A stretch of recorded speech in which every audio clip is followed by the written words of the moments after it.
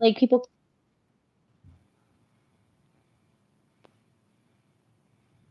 Hi, welcome back to Barely D&D. That was This such is your a sort long of pause, dungeons. guys. No, because you know what I wanted to say? Hi, thanks for choosing Chick-fil-A. This is Micah speaking. That's what was coming to my mind. Guys, I've been at work for a good bit. So, hi. This is your Sort of Dungeons and Dragons podcast, your friendly neighborhood Sort of Dungeons and Dragons podcast. We are so happy you have come to join us, and we hope that you are laughing and smiling as much as we are. And we love you. Okay, DM host, your turn. Dang it. I was about to say, it's kind of a bummer that you didn't say I'm Micah and I'm not your host, but then you said DM host, so you did a Micah, you permutation. did it. Respect it. Do it again. Retake. Oh no, man. Yeah, well, no. So, welcome back to Barely D&D. This is the Accidental Adventures. We are, what could the end of that sentence possibly have been? They know what it is. This is the 132nd episode, but before we get into those deets, we have our Letterder question. Sorry, that was really juking note-taking nerds out. The Letterder question comes from Grabuelitegar. Okay, my Letterder question is, okay, think of like Cottagecore, Dark Academia. I can't think of any others, but there's what's the one? Office Siren. There you go. Like all of the like funky, like aesthetics that people will come up with online, like hyper specific definitions, words for whimsy goth, clean girl. Yeah. As you were describing all those, I was thinking of metal genres too. Yeah. What would your character's quirky TikTok name for their aesthetic be? And before we start answering, who is the DM? DM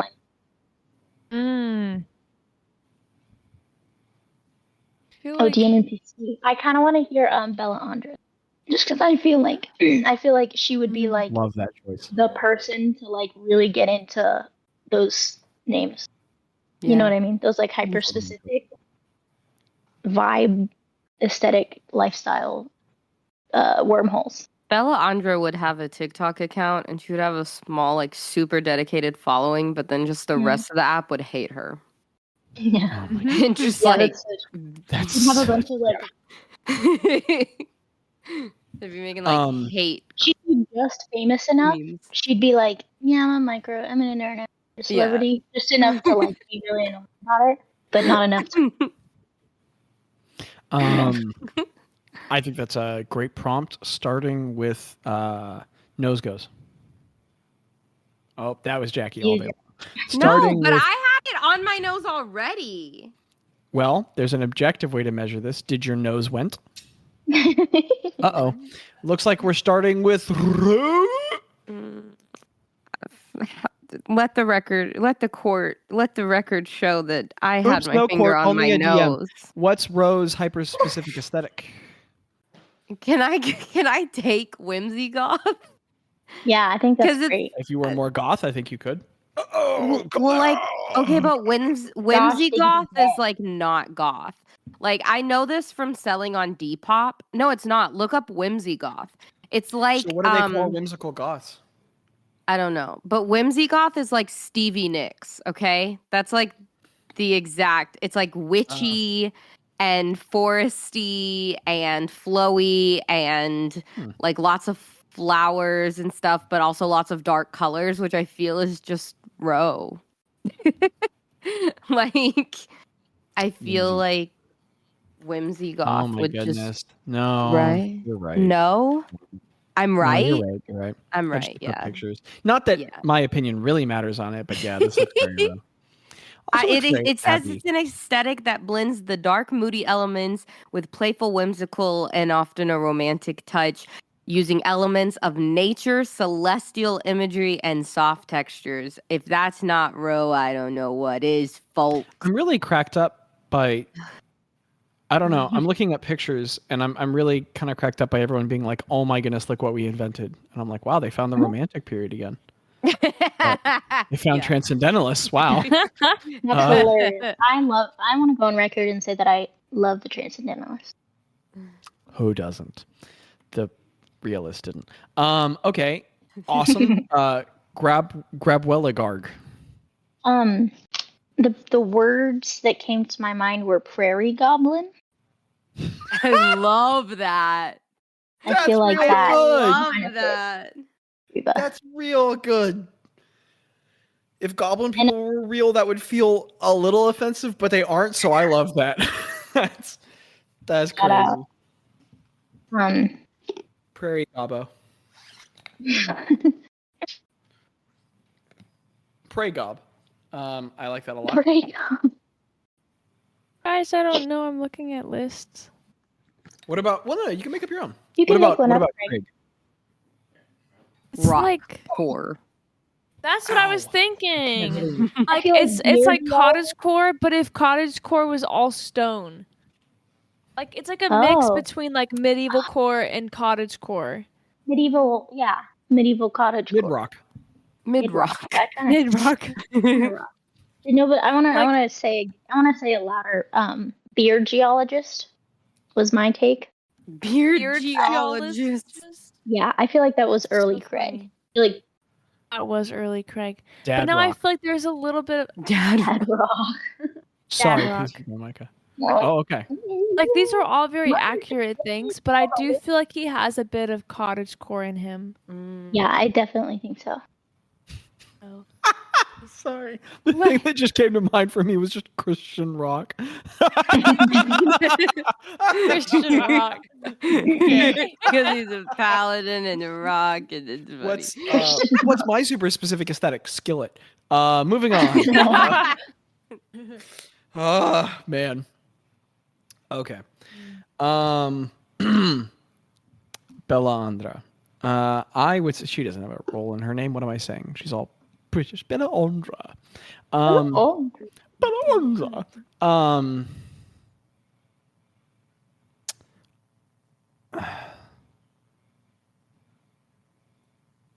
Oh, I had a good one and then I lost it. I'm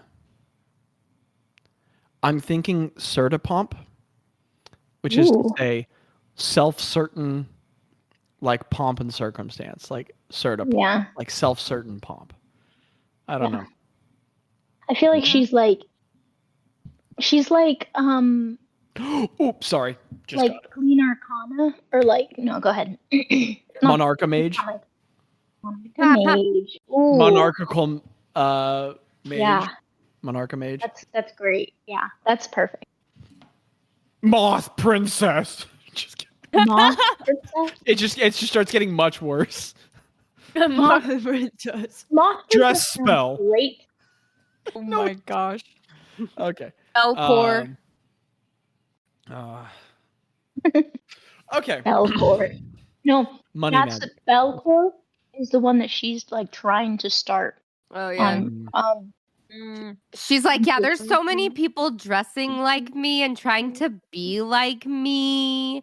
They're trying to give off Belcore. Man. And everyone's Yeah. like, no. Late She's like, teens Bellandra must have been OOTD Belcore. insufferable. Oh my goodness.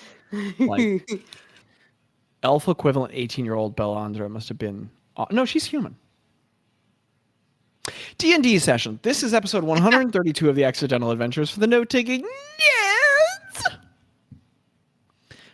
Episode 132, Sudden Arrival. Oh, because Micah, the last important detail we didn't tell you, right at the end of the session, the Archfey were like, okay, we're all concluded. Where do you want us to send you? And I made so many predictions in my head ahead of time. I was like, they'll go back to Ogba. They'll go back to the ship. They'll go to Market to Rest. And everyone was like, the next plot objective. And they were like, we're going to Sandor. Put us outside the temple. And the Archfey were like, okay. And then that's where we ended. We didn't say put us outside the temple. We said Did put not say us. that. We very Ooh. specifically Ooh, said that this we is were very on like. important. We very You specifically. did. And I took a note. I Yep. could have I feel like sworn not. we had I a feel like- whole conversation about this, saying that we wanted it to be like on the entrance like on the edge of the island. Yeah, I so feel like that what we weren't. stipulated was like not at their front door, but Yeah, like I think that's what we said. Entrance of the island? Yes. I might have written down entrance of the temple. Oh, Because I I feel like no, I am like 107% sure that all three of us were like, now we don't want to just like pop right up in front of their doorstep. We want to like be on the edge of the island where we would have pulled up on the boat. I think it just threw me because I would have never logically assumed that an island had an entrance. So that means my title no longer makes any sense anymore, huh? Oh, well, moving on. I'm so sorry. We can pop at the entrance. Starting the session and just steamrolling and moving and not stopping and not pausing. I'm so sorry. That's okay. If I don't get DM Boyd every once in a while, I get too confident. Somebody tell us in the comments. What did we Mickle actually the Pickle. say? I'm sure you're right. You have keen mind in real life. Is that music audible? Yes. Okay. Should I turn it up slightly, or is it a good volume? Wait, what did you ask me? What was that when I did this? Micah. To set the scene for Greg in a very Greg. My name is Greg. My name is Greg. I am Greg. For a truncated version of setting and tone. Listener, important context. We're moving backward because we didn't want Micah to miss the opportunity to engage with the whole high fae apocalypse theory wish scenario. So stepping back a little bit, and then once this is concluded, we'll move back forward. Micah, the fungi are in the Feywild. They accepted Yeliktonant's heed, and which you were there for, and they traveled with him to the Feywild. You all just popped out directly at the Sealy Court, which it turns out is a court. And in the briefest fashion, oh man, I described this for so long last time. You are in the middle of a tropical rainforest, but above it, far above it. So there's a tropical rainforest sprawling out in every direction below you. There's a big mountain in the center of it with a giant tree at the top. You're not there either. You're above that. There is a pathway of pure pearl leading up away from that mountain off into the sky. You all stepped out on that, walked out on that, and walked out onto a giant physical court floating alone in the sky of solid pearl. Like 50 Are we in heaven? In each direction of pearl slab. Craig could estimate this to be the GDP of a small nation. I mean, really, actually. And you all are standing on it. There's a pool of water in the middle. And in a C shape around the front of that court are 6 giant thrones. Like 10-foot tall floating thrones. In which have arrived and sat 6 archfey. They are all of them are between 15 and 25 feet tall. They're huge. They're so much bigger than you. They have a ton of personality and unique visual description. I'm going to do my best to describe them all very briefly. So there's Yeliktonant, who you know, the dark-skinned, mossy, elk-antlered, huge moss, afro, buff, elk leg, lower half dude.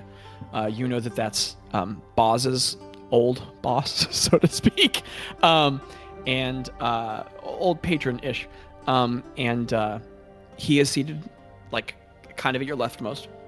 Next to him arrived and sat a giant animal person, like a tabaxi, kind of like a huge giant tabaxi, except instead of just being like a cat person, they were an everything mammalian predator person. So they looked a lot like a bear and a cat and a dog all at once.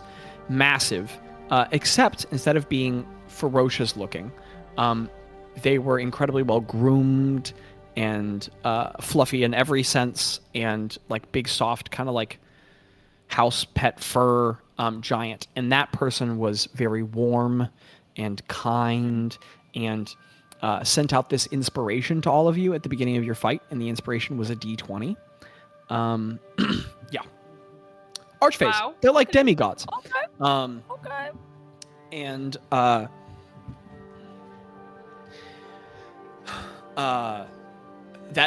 individual was warm. Next to that individual was an empty throne that never got filled nor addressed. Next to that throne was a very tall, crystalline person, made completely out of crystal, very thin, fragile looking, almost like 19 feet tall, with an incredibly even tone of speaking, very unreactive to almost everything said. That individual came in riding like a fey dragon. Oh. Next to that, these are all different archfey, and you learned the names of each of these individuals that, if you care, but you also don't have to. Next to that individual, the last to arrive was a giant storm woman, like a 22-foot tall, blue, buff, thick, like leather armored woman who arrived in a storm and was very powerful and passionate and intense and had crackling lightning around her fingers and water coming off of her.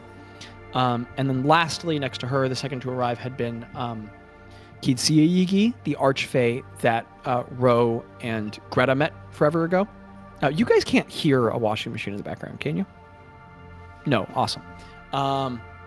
So that Kitsiyigi, you had not seen Craig, but it was the one that they previously met. She was just this very tall, slender, Asiatically featured woman with this like dress made of scales, where the scales were constantly rotating and shifting color. And she was very like inquisitive and kind is far too simple, but she was passionate and enthusiastic and supportive of Ro and Gretta for the sake of a previous connection and interaction they'd had. Those were the six figures. Do you want names of people? Oh, her. Ro, I was just gonna say her and what's his name kind of had like a thing. A thing? Very specific. Yellington and Kitsiyigi were specified in lore to be lovers of some sort. You don't know the interrelationships of any of the other members of the court. Do you want names? I would like the names.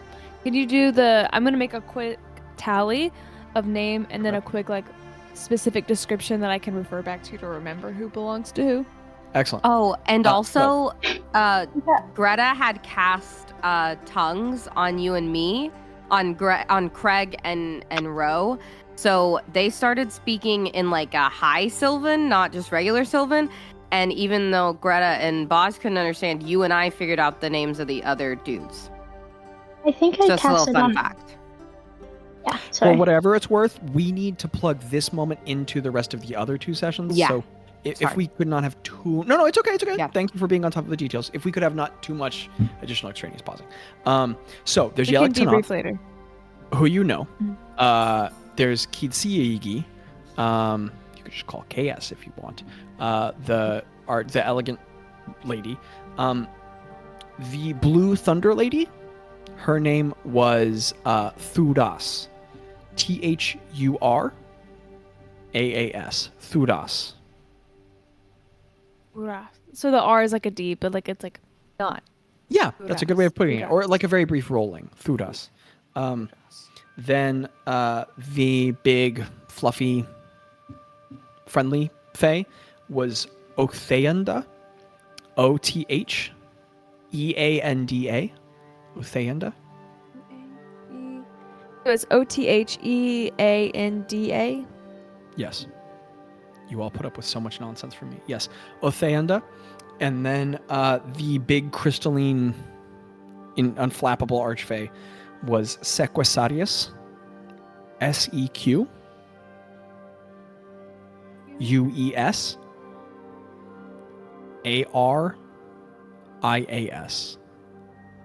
Sequasarius. Sequasarius. And what was the description of that one again? That was the very tall, almost fragile looking, crystalline okay. one who is very placid and unmoving. And Gotcha. And the way that we're going to position this for the sake of storytelling is that you have watched Gretta, Ro, and Bazz have all agreed, and you have watched each of them go through this process with the Archfey. Yelik Tenanth did Bazz's, and you saw that Bazz agreed, received the stone. Yelik Tenanth stepped down off the throne. He opened the book, and basically Yelik Tenanth did a casting of Wish, which was very dramatic and powerful. Each of the castings looked different. And then after he did, Bazz asked a question of the book. And then things happened in Bazz's mind, nothing that you all saw. And then that was him receiving the answer. And he came back and told you all. And then for Gretta, same deal. She accepted. Kitsi walked down, cast Wish in her own way. Gretta spoke a question into the book, answer in her mind. Ro, same thing. Thudas answered, cast Wish for Ro, leaving only Athanda and Sequosadius. And Ro, was yours one that everyone? Yours was one that everyone witnessed, correct? Yeah, because I started. Big song. I think the first part wasn't or something, but then I started. Rose was like a big that. song vision that everyone witnessed and was super powerful and cool, and that was that. So now, where you all stand lined up before these Archfey and their thrones, floating in the sky, having just won a battle, having Wish cast for you. Welcome back to D&D, Micah. You have just watched 3 of your Tello declined. Your other 3 party members accepted. Powerful magic was cast for them, and you have witnessed them receive these visions and truth. Craig, you stand lined up with your allies now before the throne and the thrones, the court, and all 5 of the Archfey look to you in unabated silence, just waiting for your answer.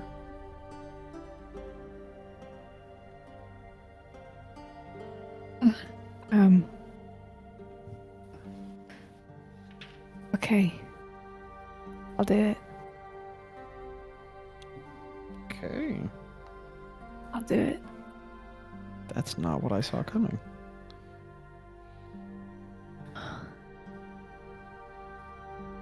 Making a note of that. In which case, Craig, Sequosadius, that really tall, crystalline one, looks at you and opens their hand, and as a little light flashes, the last stone just appears. And it's minute in their hand, like a less than a marble. But this individual is giant. And as they tread, when they move, there is a very small sound of like breaking glass, but their gesticulations, their motions are soft and smooth. And as they stand up, they tread very long strides. This individual has a lot of limbs. And as they tread down, not multiple limbs, long limbs, across the throne into the court where they kneel in front of you, there is oh my goodness, that's an Archfey feeling. And also, as a lifelong gemstone miner, there's something about looking at a being of pure gemstone in the most magical sense. Yeah. And they appear to be made up of a gemstone you can't identify that looks like diamond but much more reflective. So much so that it's often hard to make out exact details of their shape and form. It's so, kind of like a moissanite, but even more so. And as they kneel before you, they hold out a stone to you, which looks like a gemstone, kind of the same material they are, like an extra sparkly moissanite, which in your hand is sizable, like half a golf ball size. It's just a perfectly round stone. You can see its hollow center and its fenestrations. You understand that when you accept it, in the future, if you're ever at your last moments and you believe Yalabadin doesn't have a chance, you could crush it and return here. Well, you're agreeing to do that by taking the stone. So this giant, all of the Sequosadius, this individual, their palm is slender and all of their digits are so long. It's disproportionate. They look like a caricature of elegance. And as they hold out their palm, the stone floats there for you to take. I think Craig is gonna look at the stone, and this is a very weighty moment. He's not gripping at it. But after like hearing other people's debates and like conversations of what could happen or what could not happen, if his family is coming to mind, it's a horrible thought. But I think that he comes to terms with the fact that like if Zorgrim were about to destroy the world, everything in it, everything, his family, his everything, he would want to at least be able to save something else in honor of them.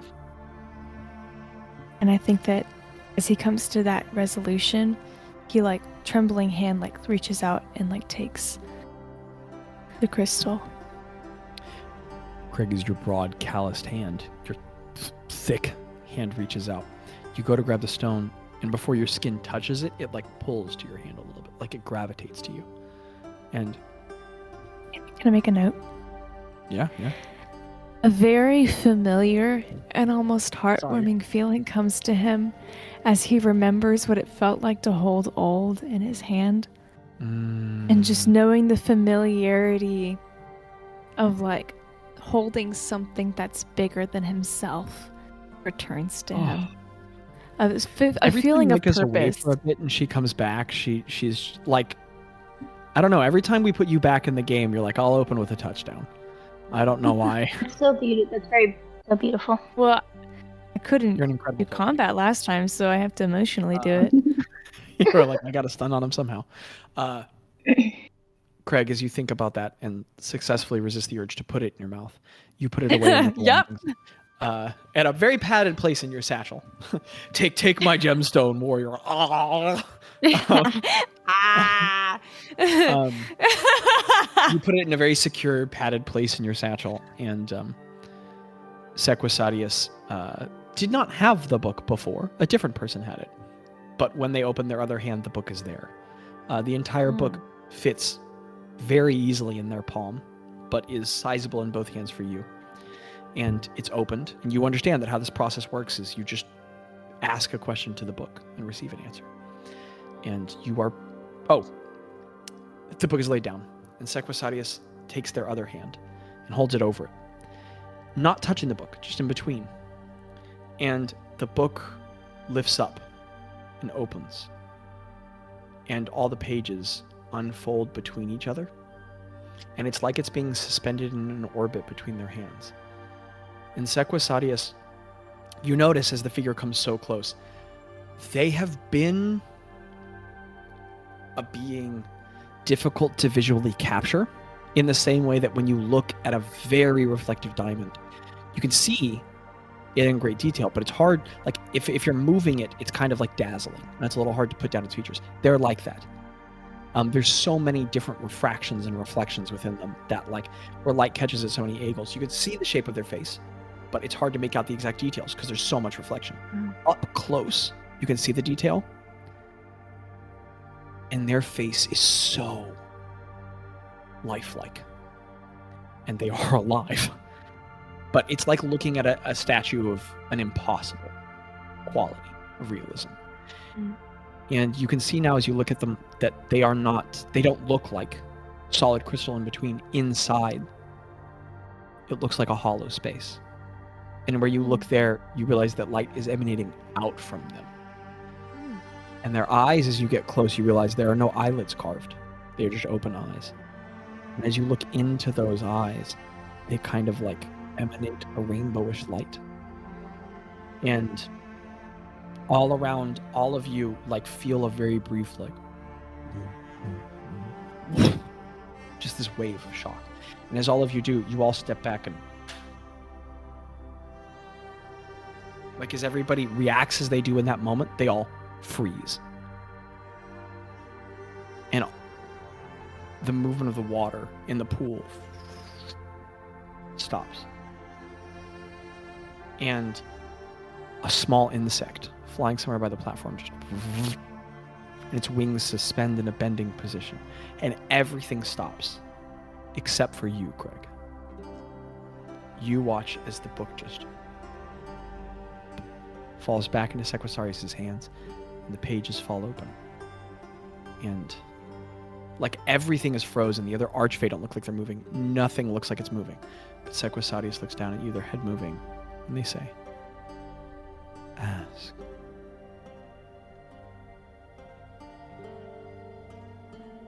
Sequasarius,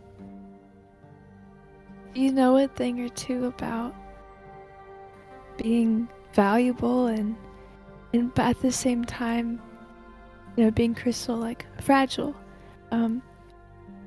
I feel similarly.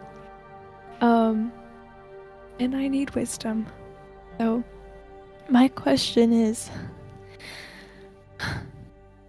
what can I do to foster trust, forgiveness, love, my family again? What can I do to resolve it? It's been done. It's so fragile. I don't want to mess it up. Well, shoot.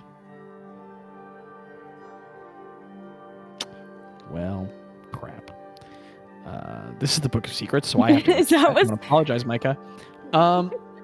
So Gretta came to the book and asked, was it my fault about Walter? Killer question. Gut shot. Painful?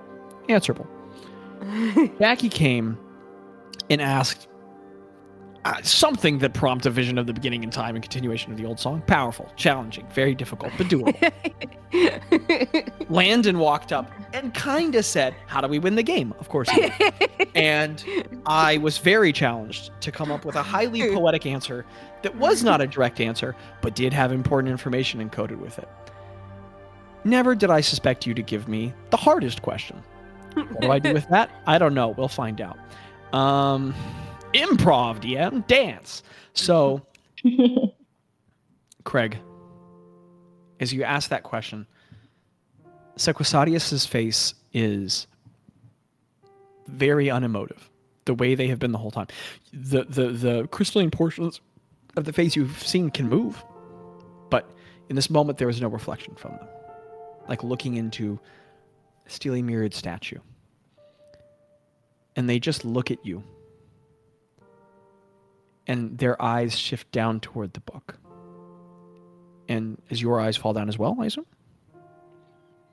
Yeah. The book tilts and lifts up out of their hand, and a page turns, and as the page turns, it kind of like screen wipes your vision. So like the page turns and the world turns with it. And you cease to see the Feywilds. You cease to see the court. You cease to see any of these people you know. And instead you see what you know far better. You see the cold, cool, kind of like slate-like gray stonework of your bedroom, where you have not been in a little over, well, yeah, just over a year. You see the oak bed, a real show of your financial gain to have wood in Shkonikov, and you see pale satin sheets, carefully folded, and there's stone furniture in much of the way of Shkonikov, not built and brought in, but built out of the wall. And effects. There's a bad portrait resting on a dresser, a dim mirror, and a cat is there. She's reclined at the end of the bed. The bed is not big because it's made for two dwarves. It's wide, not long. And she's at the end of it, resting against the bedpost. She has all the pillows gathered. She's sitting in the middle of it, and she's resting against the bedpost. And there is a ceramic mug next to her on a stand near the bed. Not unlavish living, but you were both previously two very well-off individuals. Half the income gone now for some time, but successful. And you can piece together that their having fled, this can't be current, whatever you're seeing. But it appears to have passed after your departure. A snippet of a time for which you were not witness. And scattered around her, where the linen sheet lays over her lap, are opened scrolls of accounts documents and invoices and ledgers. And you knew she ran accounts for the mining company and the Kefkin conglomerate into which it was absorbed. This is a state in which you could often find her. And the ceramic mug resting nearby, you know it contains now no longer hot tea, as she always got tea, never finished it. And so you can see the steam that's not rising out of it. And the scrolls are all rolled out, and the ink dried, and she has a little ink smudged on the edge of her hand, and she's no longer handling them. She's a bit of a workaholic, but that's not happening at the moment. And in her hand, you can see that she has another thing you know very well, but have long forgotten about. Where she's holding it in your hand, you can see that the wedding ring is not on her finger, but she's holding this little kind of like bluish black leather-bound booklet that you gave her 37 years ago of poetry that you wrote a long time ago. And she's just thumbing the pages. You can see that she's skimming it. And you haven't seen that booklet in more than a decade. So she must have drug it out of somewhere. You'd forgotten at this point where you'd stored it in your home. And she's just sliding through the pages. And her expression is just really tired. And she stops between two. And your vision is long. It pauses here for some time as you watch her just trace the lines. You watch her read it once. You watch her read it twice, thrice, a fourth time.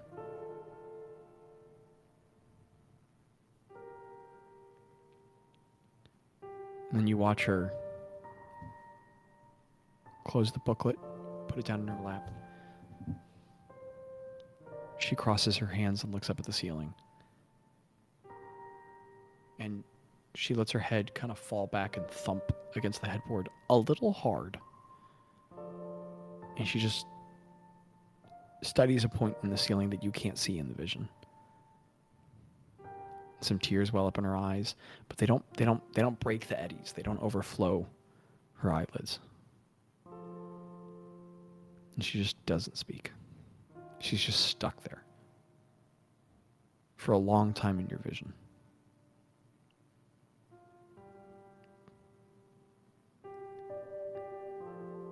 And your world turns again as you can hear the sound of a turning page.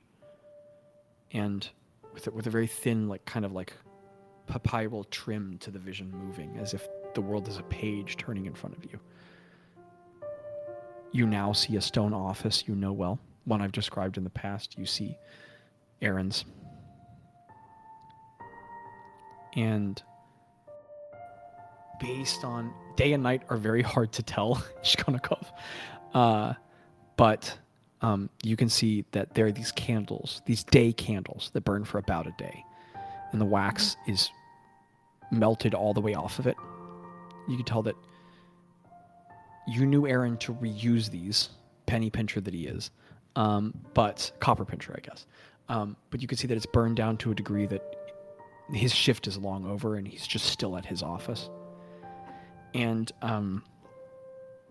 there is a stone placard that you all thought about when it was awarded to him, because it was given to him by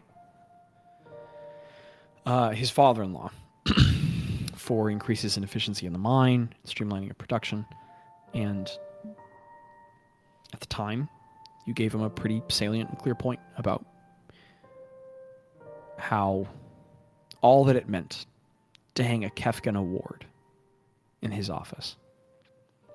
And it's seeing it here in this vision brings to mind the fact that when you all rescued them, it wasn't in the office, and you hadn't really thought much of it at the time, but you can see it now, dashed to pieces in the center of the floor. And his office door is closed, and the little metal lock mechanism above the push section of the handle is pushed to. He looks like he's been here well past everyone else. And he just has his palms pushed very hard up into his eye sockets. And he's leaned over his desk, which has no papers on it. And there's like a solid 10 seconds before he heaves an uneven sob. And it's just a very exhausted, belabored crying that's going on. And he's just still in the vision there, breathing heavily. After a moment, you can barely hear him sort of like. And the vision remains there on him for a moment until there's a really quick flash of movement.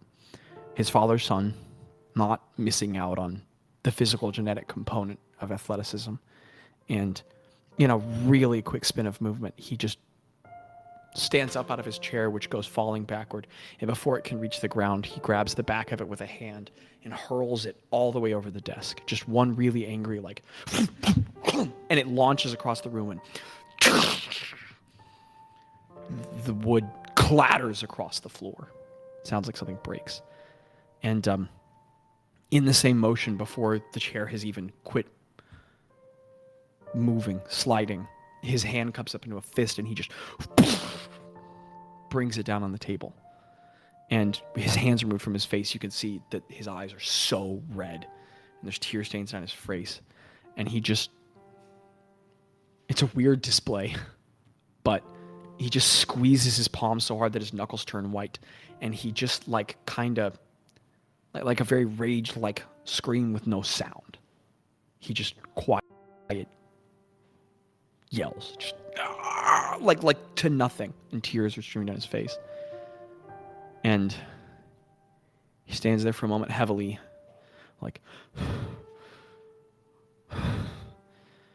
and then he like a kid just plops down on the floor and backs up against his desk and just breathes there tired for a while. And you can hear another page turn, and the world slides. And in a new moment, you see Aaron very much not as you left him with Edmund Kai. He's bald, which is weird. He's got like a buzz cut, but that's it. And his beard is really grown out, but tied together in a clasp. And you can see him in open Diondanek landscape, where the temple you left him with is. And he has a bowl of soup in his hand, steaming a little. And it's early morning, which he's not a fan of traditionally. And he's sitting out on a flat rock. And behind him, you can see the rising butte and the winding stone pathway and the entrance to the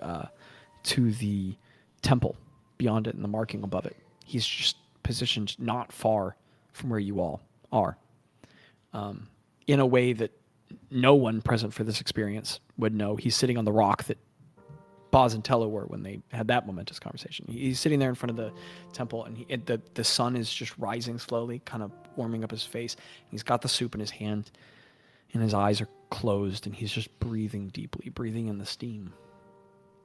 And you see Jal, whose name I think I'm correctly remembering, his wife, walking down the steps. And she has a bowl of soup of her own. And she sits down next to him. And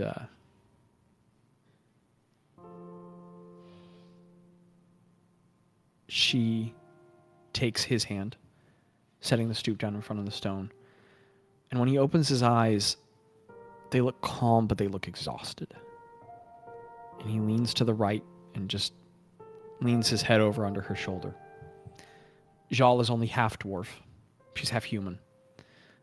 So they're a funny mix because her like facial proportions are taller than his, but she's his height because she's half human, and she is of the race to be bigger than him, but she's just a shouty, so she's just a little shorter than him. And her shoulder's just beneath his, and he just leans his head over on her shoulder. And she starts saying something that in the vision you can't understand, but she's just talking calmly to him. And his hand is in hers, and the soup bowls are just on the stones in front of them, steaming lightly in the morning. And they're just talking quietly. And the page turns and your world shifts again. And you look now at a grave plot, you know.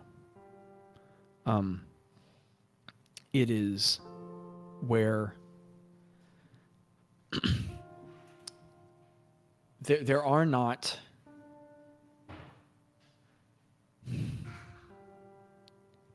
it is a memorial in Koshnikov. In Koshnikov, Byastin culture can be harsh sometimes, beautiful others, harsh some. The Byastins do not believe in preserving the bodies of the dead. And it is a memorial at the edge of a subterranean cliff with a tremendous drop into a source of great heat that no one has ever ventured down to see. And this is the point over which bodies are lowered to fall. And the memorial is this yard of stone emblems carved into the ground with visual symbolism of the person released over the edge and name and descriptors. And as well as like a family title. This is where your father was buried. And you see now your placard. And on it, Aaron and Kat's names are not inscribed. It's yours alone, buried as though a single man. And in the vision, there's so many other tile memorials next to it. With inscription on it you can't really read. Yours is the focal point of the vision. And in the vision you can hear the familiar of your own armored feet. And your armor, your full plate armor, walks up to the marker. And the visor of the helmet is lifted up and no one is inside. And it carries with it Minister at its side, your other magical sword.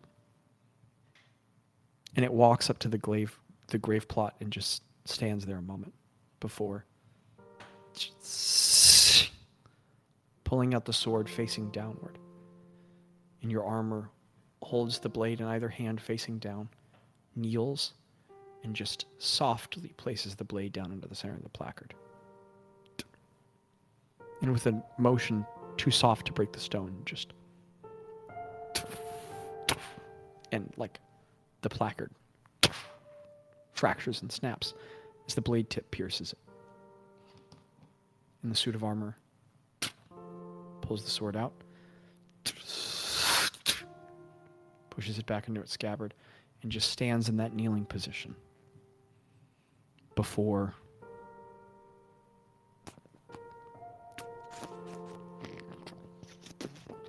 this little green root grows up and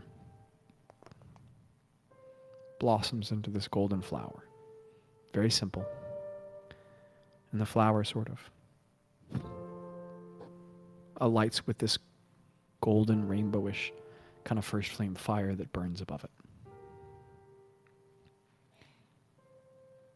And as the perspective of the vision moves on the flower in the suit of armor for a moment, it shifts a little bit back up, and you see on the broken grave placard, your name is gone now.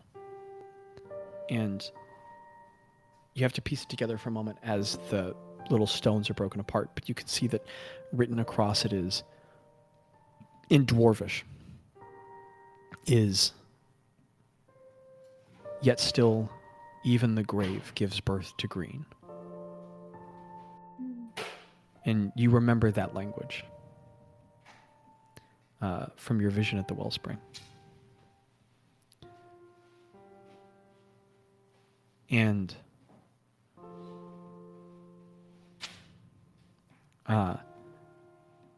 resting on it is your wedding ring next to the flower. Actually, it's around the base, so where the stone emblems of your placard fractured. Your wedding ring is like in the center now, like as if the flower grew up through it, but your wedding ring is broken into pieces.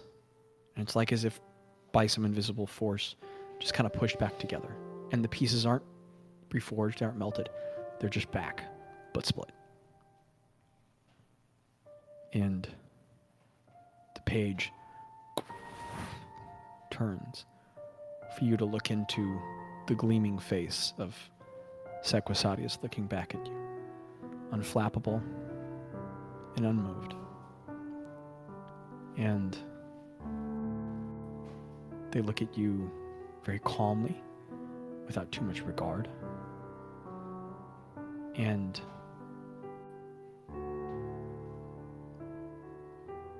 there's just no answer from them. None to your inquiry, none to your question. They close the book, stand tall, and they hand the book, as we had previously canonically said, back to Gretta, who has it in her inventory, via the previous conversation. And they tread back to their throne without saying another word. Do you want a moment of like just personal role play for Craig in the wake of that vision, or do you want to move back to the current point in time? Just one moment. Just one moment of reflection. I think he's gonna call after. I think he doesn't understand. Doesn't fit into the box of understanding that he had. And I think he's gonna call after them. Wait, but I don't know what is it. He didn't say anything. Interrupting the question is Sequisadius, who has already turned away from you and is treading back to their throne. Yeah. As they stop and turn back, the severe angularity of their visually challenging face seems sharper than ever. And those uncovered eyes are very piercing as they look at you, but completely expression neutral. And they just turn and say, "These are your visions. I have no answer for you." And then they turn back forward and just tread back to the throne and sit down. And for the rest of the party, you look at Craig, who received a casting, like Sequisadius lifted their hands, the book rose, and then the moment after, they placed their hands down and the book closed. So to you all, it looks almost as if just nothing happened to Craig, as the frozen moment in time was just but a lapse for you all. And Sequisadius treads back to their throne.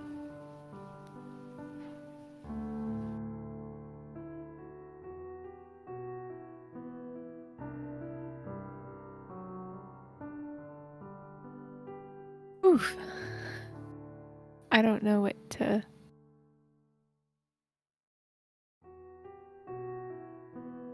I don't know if that was good or bad. I don't know. Or maybe it's a current explanation of the state that I'm in. Maybe it's good. I don't know. I'm hopeful.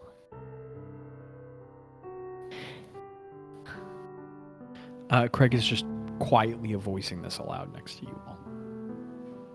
That's all the current circumstance. You don't need to interact with that, but that is currently what's happening.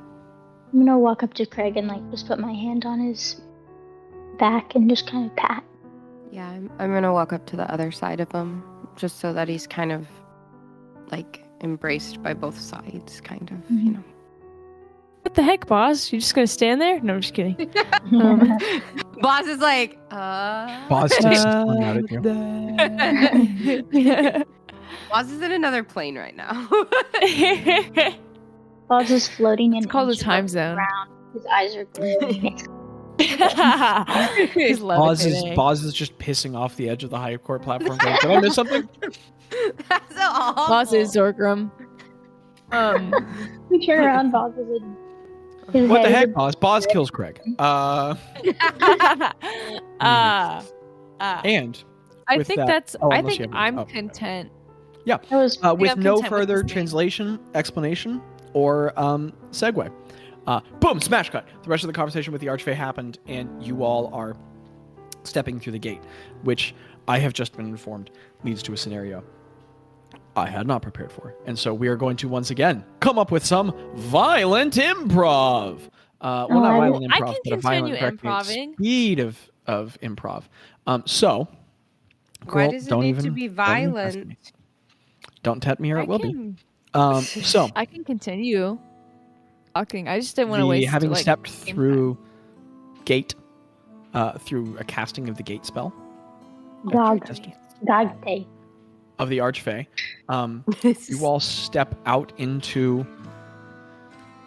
You step out of the Feywilds, and different song, and back into Yalabrin. There is an imperceptible dryness to the air. Your senses are flooded by a lack of what you're sensing. You know, you step back into the not magically sweet taste of the air from the Feywilds, the not over bright colors, just back into a more tepid, present, comprehensible, slight gradient shift of reality. And specifically what you step into is dry forest, dry tropical forest. It's all of your feet crunch on a very thin layer of leaf litter, and not the leaf litter you might think of from deciduous American forests, but very long, thin leaves that are like very thickly ribbed and veined, that have all twisted and turned, like all of them have turned in on themselves, and it makes their very thin layer very crunchy on the floor as each of you. And as Jackie very helpfully reminded me, when Bazz walks out, it goes ding ding ding ding ding from his little curved elf jingle bell boots. And then Craig is clickety-clackety in his armor as always. And you all step out into this very like darkly browned forest floor. And there is no sky above you, only an emerald dappled, light traced canopy, 30 or 40 feet up. And the forest around you has some lower canopy, but it's almost all very tall old growth canopy being supported by these thin trees that kind of like waver and move as they grow up, that have crown branches high above with thin limbs that just spread out over you. And the ground is very uneven. It slopes up and down in topography quite a bit, and you all are just present there. The same day you completed the Bewildering Keep, the same 2 hours you fought before, entertained, and received wish castings from the Archfey. Whatever your previous hit point total and slot expenditure was, that's where you are now. I got 29 hit points. The party stands there on one of the wildest days of their lives. Looks tired. Yeah, I have no idea, Micah. And bloody. If I remember correctly, your third level slots are expended. Your third level is your highest, right? Your third level slots are expended, and I think one of your second level. And then as far as hit points, let's just take 40 off and call it at that, because Bazz didn't send me any notes. Landon, whoever the real person is. And we'll say that's where you are. Okay. Does this seem like, well, no one, okay. Hold on. Let me gather my Excuse me. brain Excuse me, thoughts. There's a really big neon sign flashing that says Sandor, Sandor, Sandor. Welcome to Sandor. Are there any like people around or signs of people around? As it was recently specified that you were not dropping off in front of the temple, you stand alone in the rainforest, in the dry tropical forest. So like, okay, it's like a dry. Okay. And do we see like the ocean behind us or anything like that? Like we're kind of in the middle of the a lot of area. forest. Okay, Yeah. okay. Just wanted to make sure. Valid. I mean, you could have assumed I would have described it, but valid question. Yeah, I know. I just wanted to make sure I didn't miss it somehow. Hey, Can Bohemian. I hear anything? Make a perception check, Greta. You now ridiculously perceptive person. What's it smell like? Dang it. Rain and forest. EP and Well, this is the sort of thing I'll indulge you on. You know how to get me. It is. The smell is strong. It's not a strong smell, but it is such an intense diversity of scent. Excuse me. It is such a. It smells like a great quantity, a great abundance of a non-abrasive scent, if that makes sense. So, like, a mild scent in massive density. It's hard not to smell it. It smells very much like rotted leaves. That kind of pleasant fall smell, but a drier scent. A very dry version of that, if that is something. So, like, we shouldn't light any fires, is what you're saying. With a survival DC of 2, you bet this place would go up in flames. Okay, yeah.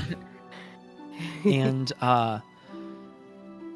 there is a slight scent of moisture, but it's only coming on occasional breezes. The temperature is...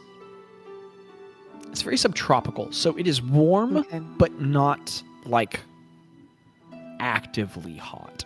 Just pleasantly warm. Where not the like place a we were Texas was previously pleasantly cool. No, much less. Somewhere in, like, low 80s. Okay. The only person here is Craig, who is perpetually a little too warm in his full plate armor. Grabby, did you want me to look at the details on Observant just then? Yes. I read that last bullet point to mean that my passive perception goes up and my investigation goes up. I didn't change my perception score. Do I get to change my perception score? I changed my passive perception. But I can switch them or update it however you'd like. So here's the thing. The way I'm reading this, it only looks like it changes your passives. Okay. But the confusing thing here is I could have sworn that it changes your active perception score. Like, I could have sworn that's how Observant works. So... I'll tell you what. Why doesn't someone do or say something while I look something up real quick? Okay. Go ahead. You grabs us. I think Greta like probably just takes a deep breath and like checks up on the rest of the party to make sure everyone's okay. Because that was crazy. Greta, do you kind of role play some conversation if you like? Do you think, Greta, that I'm like I don't really know how this place works, but do you think we could rest some before we go meet or find any people? Or like, I know we had kind of talked about it, but like, are they gonna be upset that we're here? Or like, I feel like I'm a tired. I don't know about you guys, but I'm dead exhausted. I was just thinking, I think we should either camp here or maybe look for an inn if there's a town nearby. But are there towns here? I didn't know much about this place, so I think so. I think that there's a small port. Okay. And if not, we can are always they come back. chill with like random people showing Well, up? what I knew is that there's several groups that are pretty touchy. But I assumed that there was a regular-ish port town. Yeah. I don't know if that's true. If we're worried about it, we could always just camp here and just make sure we have someone on watch. You could make a tiny hut. I could make a tiny hut. That is true. Wait, maybe. I don't know. Let me Okay. check my vitals of how much magic I got. Yes, I could make a tiny hut. I could Okay. make one tiny hut. She looks at this magic clear bottle of magic juice and sees how much she has left. And for some reason, every time she falls asleep, it refills. I got Yeah. enough I'd like to to make think a it's tiny purple hut. and green. The green Purple bottle. and green juice in a bottle. It's just And a grape green juice. bottle. Sand that doesn't mix. Tello's the one refilling it each night. It's just grape juice. That's hilarious. Should we call up?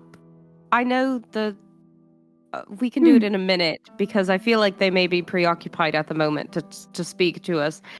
But should we call up Spagoober or the crew to see like how far away they may be, just to check on them, check their coordinates, because I know we had told them to meet us here, right? Yeah, So that could be we good. could call them in a bit. I could also figure that out. call. Actually, I don't know anyone. I don't think at my temple. I could call. That Actually, was just turns out I don't really know funny. anything. Sorry, I didn't mean So to I hear that. couldn't do that. Us remembering we were homeschooled. There's just a hotline to your temple. It's like, hold on, let me just see if someone's there. I might be able to. I could write a message in my journal, and possibly that would get to them. Yeah, that's true. But I'll try that. But What's you know, say you, DM boy? Smash cut back to the observant question. From what I can read, everyone is just treating it like the passive, which makes me think I misunderstood it in the past. It still increased your wisdom score, right? it did, but I already had a 20, so I just left it at 20 because it says maximum of 20. So then, I was gonna as I ask- understand, I guess it only increases the passive, which just meant I Okay. misunderstood in the past. That's what I thought. I just wanted to, but it does increase my investigation, right? Your passive investigation as well. Okay, but not my. What is- not the. What is I've- passive investigation? A thing I haven't been particularly using previously, and I'm gonna start trying to use to validate the use of Abby's feat. Basically, just like, well, the same as passive perception, noticing things that you wouldn't have otherwise seen, but in an investigatory way. But I'm saying, for like, that, how do I'll you just say- calculate it? Same as passive perception, 10 plus Okay. mod. If you could just prompt me at times to be like, does my passive investigation do anything Okay. here? Because I'm gonna have to So- train that muscle. So I'm gonna change that back to what it was. Okay, Wait, so what is your passive perception now? 20. Nice. We got 2 20s in the party. Okay, so I just could call it updated. 20/20 I'm vision. So what was that perception check from 15 years ago, Greta? It was a 13 plus a 5, so an 18. Okay. First roll of the session. And if really Half an quick hour. math, if you guys would notice that. Or more than Nice. 40 minutes in. So I was very impressed with the speed of that math. Yeah. Greta, you were looking for signs of people. As you look around, I was listening for people. I was asking what I could hear. You see... That's right. You were listening for what you could hear. Thank you for that. That clarification is genuinely helpful. You see... You hear... You hear the occasional drift of breeze shake the tree branches. You hear their like unenthusiastic clapping of leaves. You hear a distant trilling call of some reptile or amphibian or bird. and you hear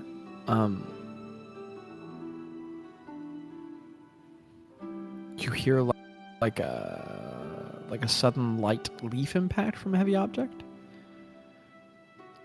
a dense animal dropping to the forest floor, or a branch, but no present sign of any social life. Okay. Not that you witness at this moment. Okay. Can you help me remember what or maybe this would be a history check, or maybe I just memory check. Sure. What I know about the culture surrounding. I know that those two societies are pretty hostile. Importantly little. That's what you remember. That you all have up until this point learned very little. You know that they are this cloistered, sequestered order of individuals, the Order of Ioun, who gather all of this information, especially what is magical pertinent from around the world. You know that they have a monastic order attached to their clerical tradition, the clerical tradition being focused on this record of knowledge, the monastic tradition being focused on the defense of it and the retrieval of information from around the world. And that is about all you know. And you also know that Sandor happens to be, somewhere in its premises as well, home to the Blades of Sandoria, an entirely separate organization devoted to,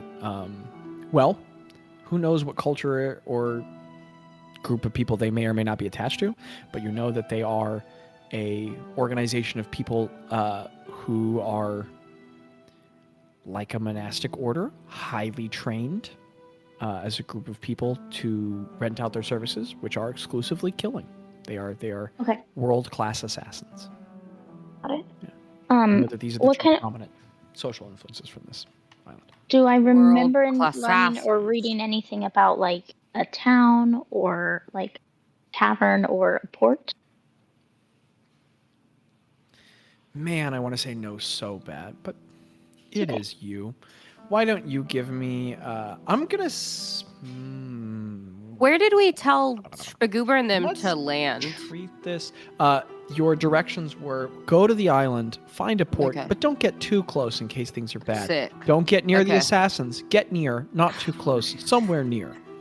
Heck yeah. Very variable and all over the place and attempted to be detailed. Nice. I'll tell you what, Greta, you can make me... I don't know about history, because it's a pretty separated culture. You can make me a rumors check. Rumor. Oh, goodness, gosh dang. That's going to be a 11. No. Okay, well, in that case, I think Greta's going to take out her journal, or her sketchbook, like Ioun notebook. And she is going to write down some basic, like kind of what you just described, like dry forest, like the leaves and the trees and stuff like that. She just, she's very aware that these people know about the ecology of the island that they live on, but she's gonna like give her little contribution, any bird sounds or interesting bugs that she sees, and she's in her book going to write out a question, and she's gonna ask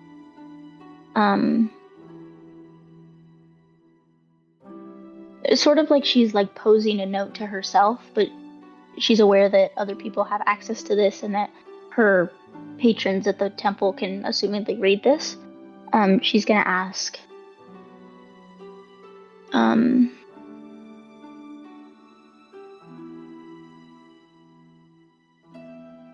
she's gonna make a list. She's gonna make bullet points. She's going to put ways to ensure safe passage ? Or on Sandor ? Customary respectful practices for entering the temple ? And places for party of weary adventurers to stay, ? And it's like I'm sure she does this often, like writes little notes to herself, but she's doing it very intentionally this time to see if she can gain any knowledge from her knowledge holders. And then she's going to close the book and just like sit for a little bit while other people are chatting and whatever. Anyone else doing anything? I'm going to call Spagoober up on the sending stone. An only slightly spittle-colored sending stone. I'm gonna press to digitate that because we're no longer in the Feywild. I press to digitate the crap out of that thing. Prestidigitation flows from you freely. You feel no consequence. And there's just this... After the day you've had, wondrous and awful alike, you still have a couple recently active stab wounds. Also saw a vision granted to you by a practical demigod. What a day. But the relief you feel move down your nervous system as you cast, and there are no consequences. Hashtag blessed. Glorious. Okay. Ro is whistling prestidigitate. Yeah, and I'm gonna say, hello, Spagoober. Come in, Spagoober. Fun guys too, Spagoober. Oh my goodness, it's Ro. Hi, Ro. How are you doing? I'm doing good, Spagoober. How are Wonderful to hear your you? voice. Yeah, it's them. I'm getting a call from them. Yep. Tell No. Tell everyone I said hi. Everybody, Ro says hi.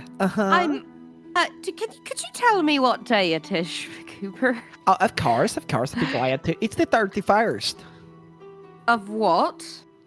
Caroline. It's my neck. Okay, I just wanted to make sure. No problem. Are you guys back from the Feywilds?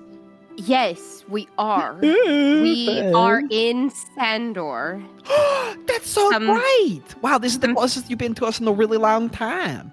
Yeah, some really nice Fey dudes zapped us here. Okay, sounds pretty, you guys. Yeah, so we just wanted to check in with you. Are y'all doing okay? My goodness, we're great. You know, we're getting pretty good at this whole, like, you guys go do something and we do our thing. I mean, not like you guys aren't a part of us. We're really good at that. And of course, we're all the fun guys together. But, you know, the poor Bet crew's just really just kind of vibe and just kind of like chill and, you know, just kind of like getting along. We've been learning to do a little bit of music together. It's not real good, but we're having fun with it. I'm teaching everybody C's and T's. And then... Well, I got a new lute. So when we get back, maybe I can teach you and we can jam or something. Oh my goodness, let's do it. Well, let me tell you, the singing is really great, but it could use your accompaniment. Well, I can do it. And I've been trying to do some of the workouts with Bill Frame Plath. That's not so great. Naum's been teaching us all to throw knives. We're not so good at that either. But we're just having a good time. We're not on the shore of Sandor because you guys were all on the shore. But we've just been kind of drifting near, like, kind of like a half mile off of shore. Okay, so you are close. Wonderful. No, we've been here for probably like a week and a half, kind of. Okay, I'm so sorry. No, that's okay. I mean, you guys have to go do your adventure. I mean, if you guys were secretly wasting a bunch of time for no reason, that would be kind of poo-poo. But we guys obviously know that is not happening, and that you definitely not. Are really focused on your mission. No, it's all good. We understand. You guys have to go save the world. We're here. We just landed here, and we're not exactly sure. We're in the middle of like a forest, and we're not exactly sure where, basically where like the bad meets the good. So once we kind of figure out where the bad people are, where the good people are, we'll let you know where you can like dock, and then you guys can stretch your sea legs, because I know you guys have been out there for a while. Yeah, that sounds fine. Okay. Yeah, no, I mean, whenever we can go inland, that sounds good. But I mean, you know, we're doing fine here. We're doing okay. Okay, wonderful. I'll tell everyone else and see what we can do. Well, she's telling me important. Okay, all right. Rao, yes. Plough wants me to tell you that whenever we can dock somewhere friendly, she'd love that because I'm going to use some of her language. But we have been on this something sea for a very long time, and we would like a place to dock that's kind of safe. I definitely agree. We are going to figure out. We're gonna tell her. We're gonna get our. Let me put Plop on the phone. Put Plop on the phone or on the stone. Oh no! I don't know if this is the right time, Rose. She's in a little bit of pissy mood. Okay. Well, I just wanted to tell her. No, I didn't. I have some stab wounds I'm attending to, and then after that we will. Stab wounds, Plough. After that. We will figure out where we can dock you. I promise. You said something about killing a Kuatawa. Okay. Within the next 24 hours. Talk to you guys. And I'm just so glad to hear your voice. And you too, Spagoobs. Oh my goodness, guys. No, they've been through a lot. I'm sure it's been some sort of an adventure. No, I'm not good to say that right now. Oh my goodness, guys. Yeah, okay. It's so good to hear you. Tell them all we're sorry. Okay, we'll see y'all in a bit. They say they love you. Okay, we love you guys, and it's okay. So call us whenever you want. Bye. Goodbye. Guys, we need to find a place for them to dock. I think things are getting tense. Very tense. No, I think that they were actually really happy. They're really excited to see us. That's what that was. I don't think so. You didn't hear the same conversation I heard, Craig. I don't think you heard the conversation at all. I didn't hear any conversation. I just feel it in my only heart, heard you talking.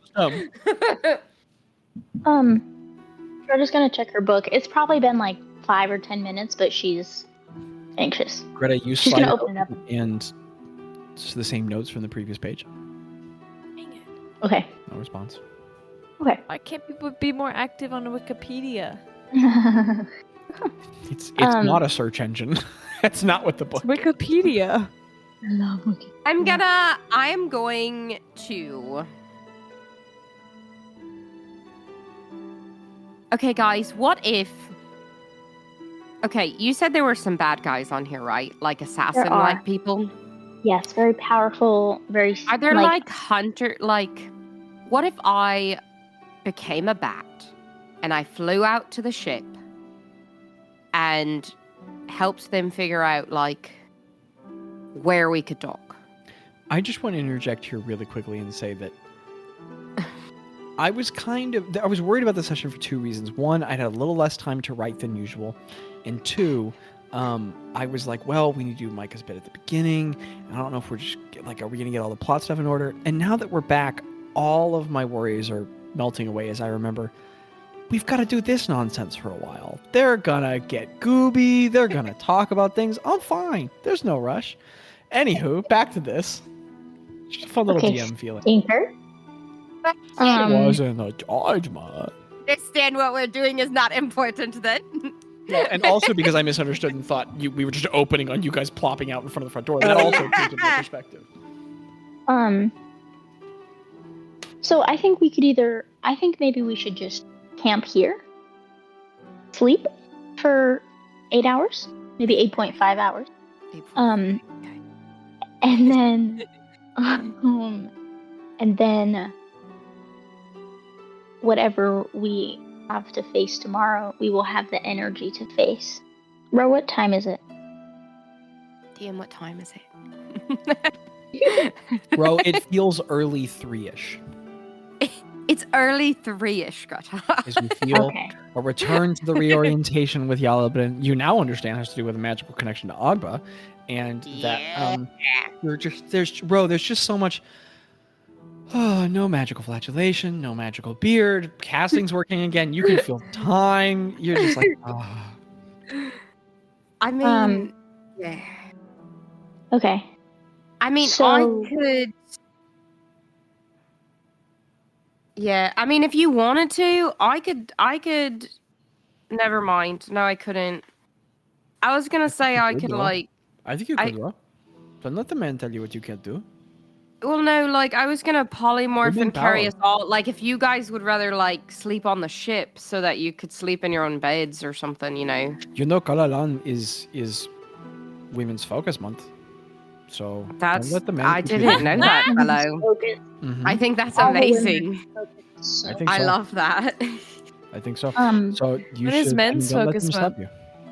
every other Oh, month. Craig. Craig. I'm sorry. That felt like a Another Craig thing to talk about say. with you and Catherine. But I say go for it, Ro. Don't let them stop you. Don't let them tell you what you can't do. I feel like you're egging me on, Tello, or something. Ro, come on. Does that feel like me? Mhm. A little bit. Mhm. Does it A feel like me? Mhm. little bit. I'm I'm really tired from same. you almost dying in Maybe the tower. And I then guess maybe we should freeze just and- camp. I can protect us with the hut. But if you and want to then... turn into a bat, don't let us stop you. Yeah, but I don't want to get like shot down, you know. Who says I you're gonna get definitely shut down? Maybe you don't. Yeah, maybe I do though. but this Craig is- already is asleep. Rose Craig is starts. already asleep. Rose sits down and starts weaving the hut around everyone. Craig, it does take 10 minutes to take your armor off. Were you doing that the whole time everyone was talking? Yeah, this Okay, the whole conversation probably everyone was took having 10 that- minutes. buckling armor and taking things Like, off. I know where this is going. The party just Unless kind anyone of else has stops something to do. where they are in the forest floor and starts like setting down bags, and everyone's disassembling armor. And also to be clear, you guys, it's one of those days. You guys are living a pretty crazy life this year in the almost a year you've been together, and it's another one of those days. Been a while, but that was complete a magical tower, meet demigods, witness universal truths, travel to another plane of existence, an island. And I really do want to hearken that you guys should think back to just about the most tired you've been, and that's how your characters feel right now. But also think of some of the worst physical pain you've been in, because everybody's got a couple stab wounds. It's a rough moment. And if not also magically encouraged, and an incredible day. A really confusing one. And everybody sort of like disarmors and lays down. There's lots of prestidigitation to go around, cleaning everyone, as everyone gives everyone their dry showers. And the group just kind of hunkers down. Now, it's worth noting that it's 3. So, you can go to sleep now, but that is about the time. I think, I'm ready. I think Ro's ready to sleep. We've probably been up for a long. Yeah, we've been up for like over 24 hours, I feel. Yeah. You all have been up for about 10. What? You got It's a lot of sessions, but you guys went from room to room to room to room to room, then left, then went to the court, then came here. This has been one day, and you got an early start on the tower. Well, we also. Oh, did we take a break before going to the tower? And this is so important. Nope, you guys went straight in. This is so important. so Not we only saw the is this the same day you completed the tower, and the same day you went to the high court, and the same day you met the archfey, and the same day wish was cast for you, and the same day you read the book, and the same day you traveled back to the Alberton. This is also the same day you trekked up the side of the mountain, went into the Cave of Darkness, met the giant kraken, and divine interventioned your way to the tower. That's all the same day. Yeah. Crazy. I say we camp here, and maybe Greta doesn't go to bed right away. Greta would probably want to like maintain her sleep cycle because she's an old lady. So she's probably just scribbling in her notebook until, like, taking like notes for herself. Well, I mean, they're all for herself, but like she knows that the Sandor people are. I can still hear you guys. Could you guys, for a separate reason, could you guys give me just kind of like a couple of minutes of like talking and role play and stuff among yourselves? I really appreciate it. Give me 1 second, real quick. Yeah. No problem. Ro is gonna, like, she's just gonna kind of, I think after she makes the hut, she's just gonna kind of lay down and, like, I feel like Ro for the first time is like sawing logs. Like she's just, it's been a day. She usually doesn't get stabbed this much in combat, mind you. Yeah. She's usually in the back. So she's out. I feel like Craig is in kind of a pissy mood because everyone got answers like that were very like obvious. I feel like maybe I'm wrong. I wasn't there, but like, well, we don't know what. We only saw. I feel like y'all saw Rose, part of and it. Bazz told us what his was, right? Oh, I think so. But Bazz's was not very straightforward. It was like a whole Yeah, it was. like poem basically of us needing to decipher. oh, And mine was. Craig. Go ahead. Go ahead. Oh, go ahead. I was using. Mine wasn't like a yes or no. I mean, it was actually. I did. I think get a. But it was also there's a lot of like, extra stuff to interpret. They're all very interpret. Yeah. But go ahead, Craig. I think Craig knows that he's on the right track. Mm. But I think he's kind of in a pissy mood because he's like, I was just reminded of all the damage, like visually what I had left behind. And I think that he's frustrated because that's not what he intended when he asked the question to know, which is a part of the answer. Taking accountability for your faults is a part of the answer. But I think for him, it was just a reminder of like the damage that he was already aware of and not a like there was a little bit of hope at the end, but I think he's still like he feels more weighed down, and he was like hoping to feel encouraged and like inspired, but like he felt weighed by the pressure of what was left behind. You getting some clean floors there, Zach? What? Beep, beep, beep, beep. It sounds like a vacuum. No, Hafa's hair drying her hair. Aww. And I very politely asked if we could not do that on the nights I record exclusively in the future, because the only times that's happened this month have been when we're recording. But that's okay. I was very polite about that, and she was like, yeah, no problem. So that's Sandor has a magical sound of hair drying sometimes. So I think that makes sense. doesn't it? Is it Vacuum. really loud, or is it not It's too the loud? vacuum That's of fine. the world. That's the sound of Rose snoring. That's what her snores sound Just like. a consistent. No breaths. That's horrifying. She just inhales for 8 hours. Just, Dude, she is so oxygenated. She is like ready to go. yeah, we It's don't know how what she happened to builds up her Rose. She's diaphragm. fine. But is it like really loud on the recording or no? It's not. I think it's okay. Yeah, I think It's not that Okay, cool. bad. Good. So, you guys just talked about it, right? Yeah, okay. Everybody went to sleep? Yeah, Rose asleep. Craig is upset-ish. Bazz is out. He went to bed Bazz is upset. out. Yeah. Doesn't want to Okay. talk. Craig's asleep. So are we saying that we like hung out until bedtime and then went to bed, or are we just gonna sleep till 7 a.m.? Which I feel Everyone like just No, I going to say- sleep, yes, or no? Ro conked out. Wait, at, like, okay. Also until Wait, you guys- 3:30.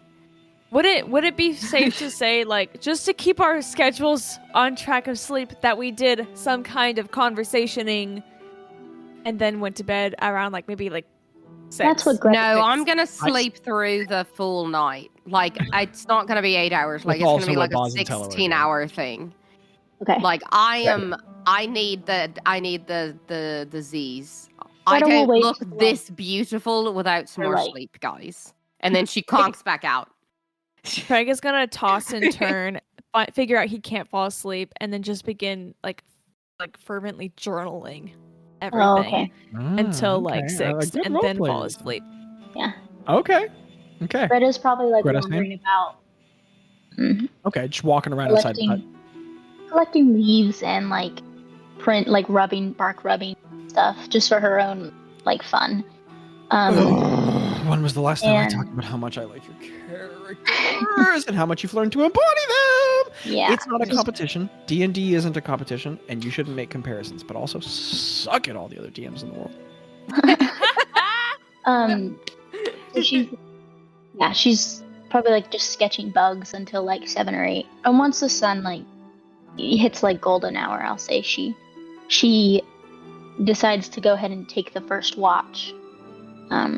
And while she's watching, she sits in the hut and she now at this point pretty much exclusively like is journaling, or like I say journaling, writing in her notebook, taking notes, reading old notes, just absorbed in her sketchbook, because she has gotten so good at taking watch, and she's been doing this for so long that she trusts her passive perception to just like she is a 20, she trusts that she like looks up every once in a while, but she trusts. Gonna call that beautiful little dovetail of role play, story passage, and feature adoption an inspiration there, buddy. I really liked that was slick. I wanted to You made use a request of me, represented your character, and worked in a mechanical feature all while that was great. I loved that. Yeah, so that's what she's gonna do. Because I feel like she can do that now that she's got the high perception, and I feel like that's totally how she would pass her watches. So that's what she does. I love it. Did someone have something to say? Did someone have a peep boop? Did somebody piss? She passes her watch. And I'm gonna start with this, Greta. We're gonna start with odds or evens. Ooh. I'm gonna say odd. Oh, I love the sound of the dice. Then, so since that went over the way it did, the dice. Look at that thing. Wow. Now that we've rolled, now that we've not gotten the odds or evens, do you want to roll the D100 and I know the number, or do you want to pick a number and I roll a D100? I want to roll it. Okay. Okay. I have my number. Okay.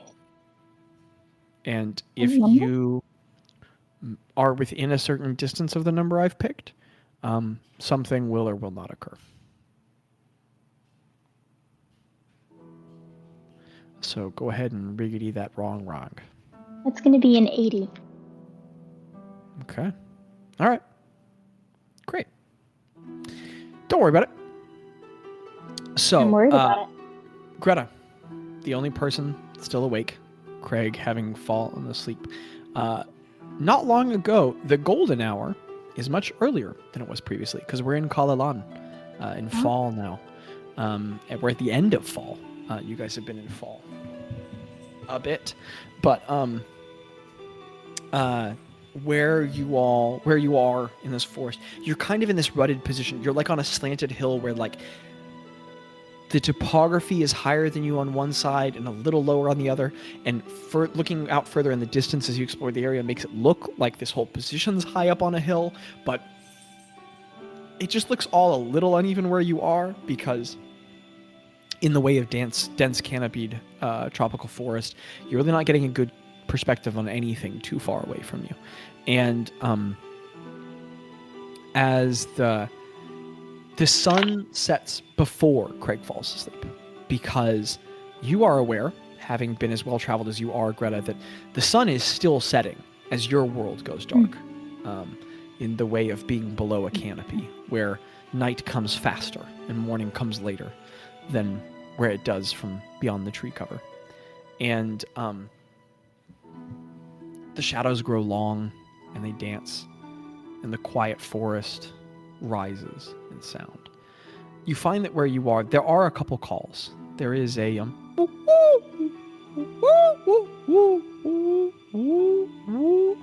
there's like a trill little like,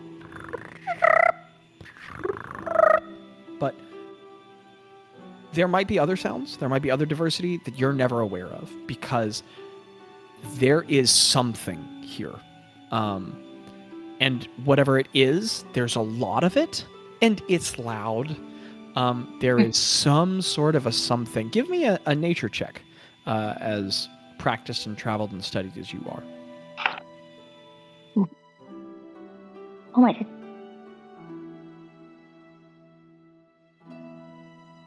Sorry. 28. Okay, calm down there, little freak. Sorry. So, you know exactly what this is, and in fact, you're so good at this that as the sun starts to set, and before you're really starting your watch, and you're sort of impatiently searching the world around you, both out of curiosity and a little bit out of anxiety, you find the source of the noise, one of the millions of sources of the noise. It's an insect. And it's making this sound, a sound that sounds a lot like a hairdryer. But to add a little visual storytelling effect, it's like that, but it's got a little bit of this like,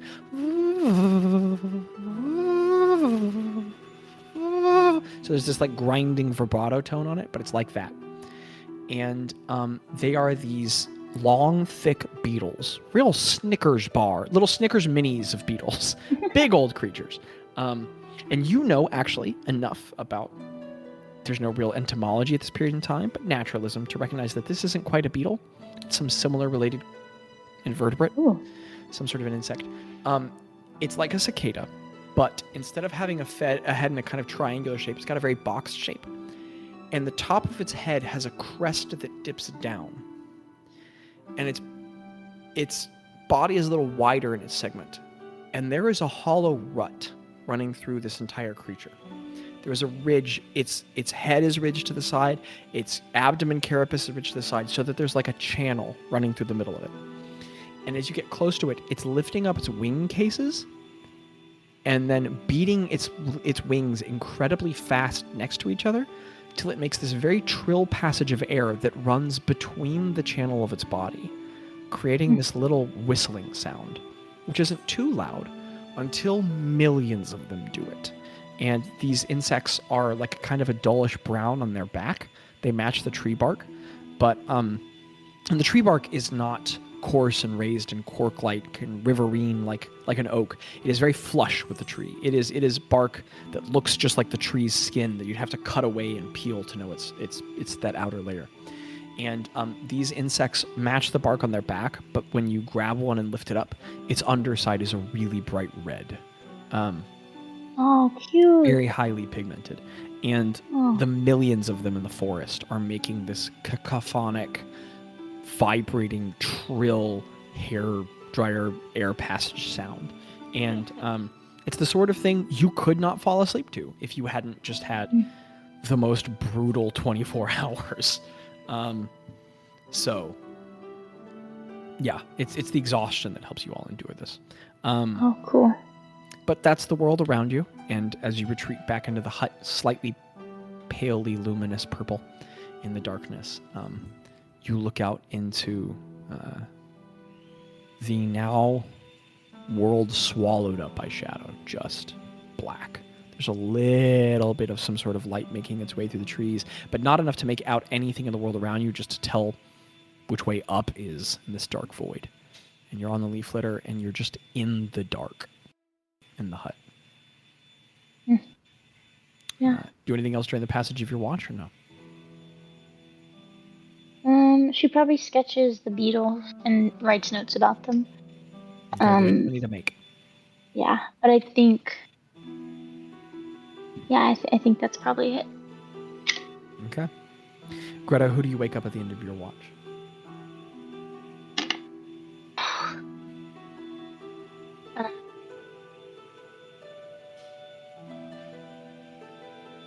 I'm gonna say Craig. No. Bazz. Okay. As you wake up the player character for a player who's not here, he gets up and goes, "Oh, hey Greta," nonchalant response. And he stretches and moves his items together, and he says, "Is it my turn for a watch?" Mm-hmm. Okay. Yep. Oh, sorry. Woke up to a stink bug. Go ahead and take your watch. I got this. Okay. Okay. So I do that. Okay, Greta, you fall asleep. And I'm going to give myself an odds or evens. I'm going to say odds, because he's an odd guy. Okay, 9. He doesn't do anything wildly behaviorally erratic, and instead does things very nondescript, because it's one or the other with Landon. And Oz watches quietly. At some point, Mika and Jaci, could you guys both roll a d20? Absolutely. Just to determine who Bazz wakes up. Make it a little interesting. I got a 6. What'd you get, Jackie? It was completely silent. That's because you're muted. That makes sense. This is the way. I got a 19. Okay, good. Ro, in the still dark hours, but with a slightly cooler temperature, you were woken up by Tello, who must have had a watch before whoever had a watch before him. And he wakes, and Ro, you're just woken up to a light rocking and the sound of, yeah, your lover, it's your time to start out at the rubber and be awake. Well, yeah. What? Get up. Okay, I'm up. I'm up. Okay, bye.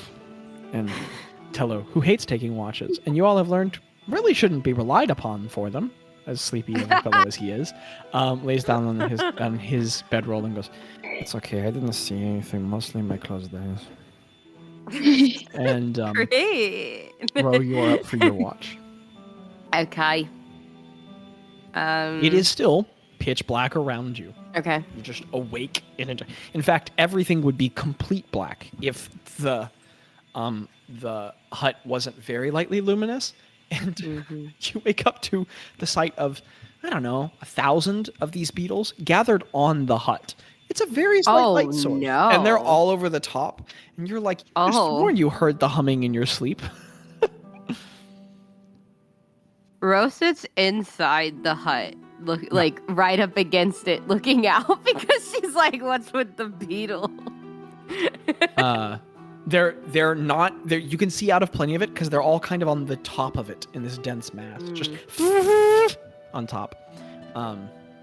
What happens if I hit it just real light, like not to wake up people, but just like tap a little bit? You like bounce your hand against the throne, against the dome. The throne. And your hand just passes through the semi-permeable layer through which you are. Oh yeah, duh. And you just briefly just like touch a couple, like 100 beetles real fast, and then kind of sharp. Ro was still asleep. Okay, that's why she did that.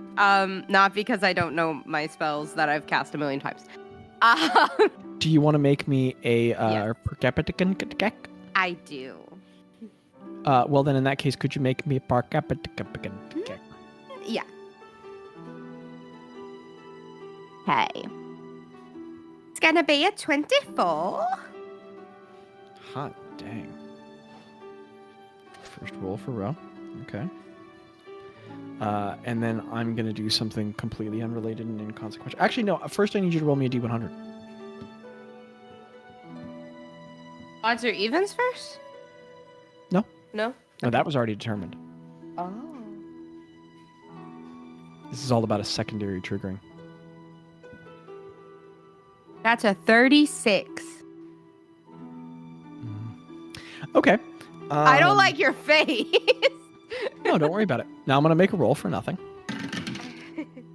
I just want to know how close I was to your number. Okay. I have to do math now. Math. Interesting. Math. Math. Math is red. Oh, Martha's so totally red. All right. Ro. Sit there watching. It's a lot of dark. It's okay. Okay. Oh no. Oh no, I don't like your face. Ro? Yeah. Have you ever been camping? Yes. How much time have you spent outside at night? Quite a bit. Okay.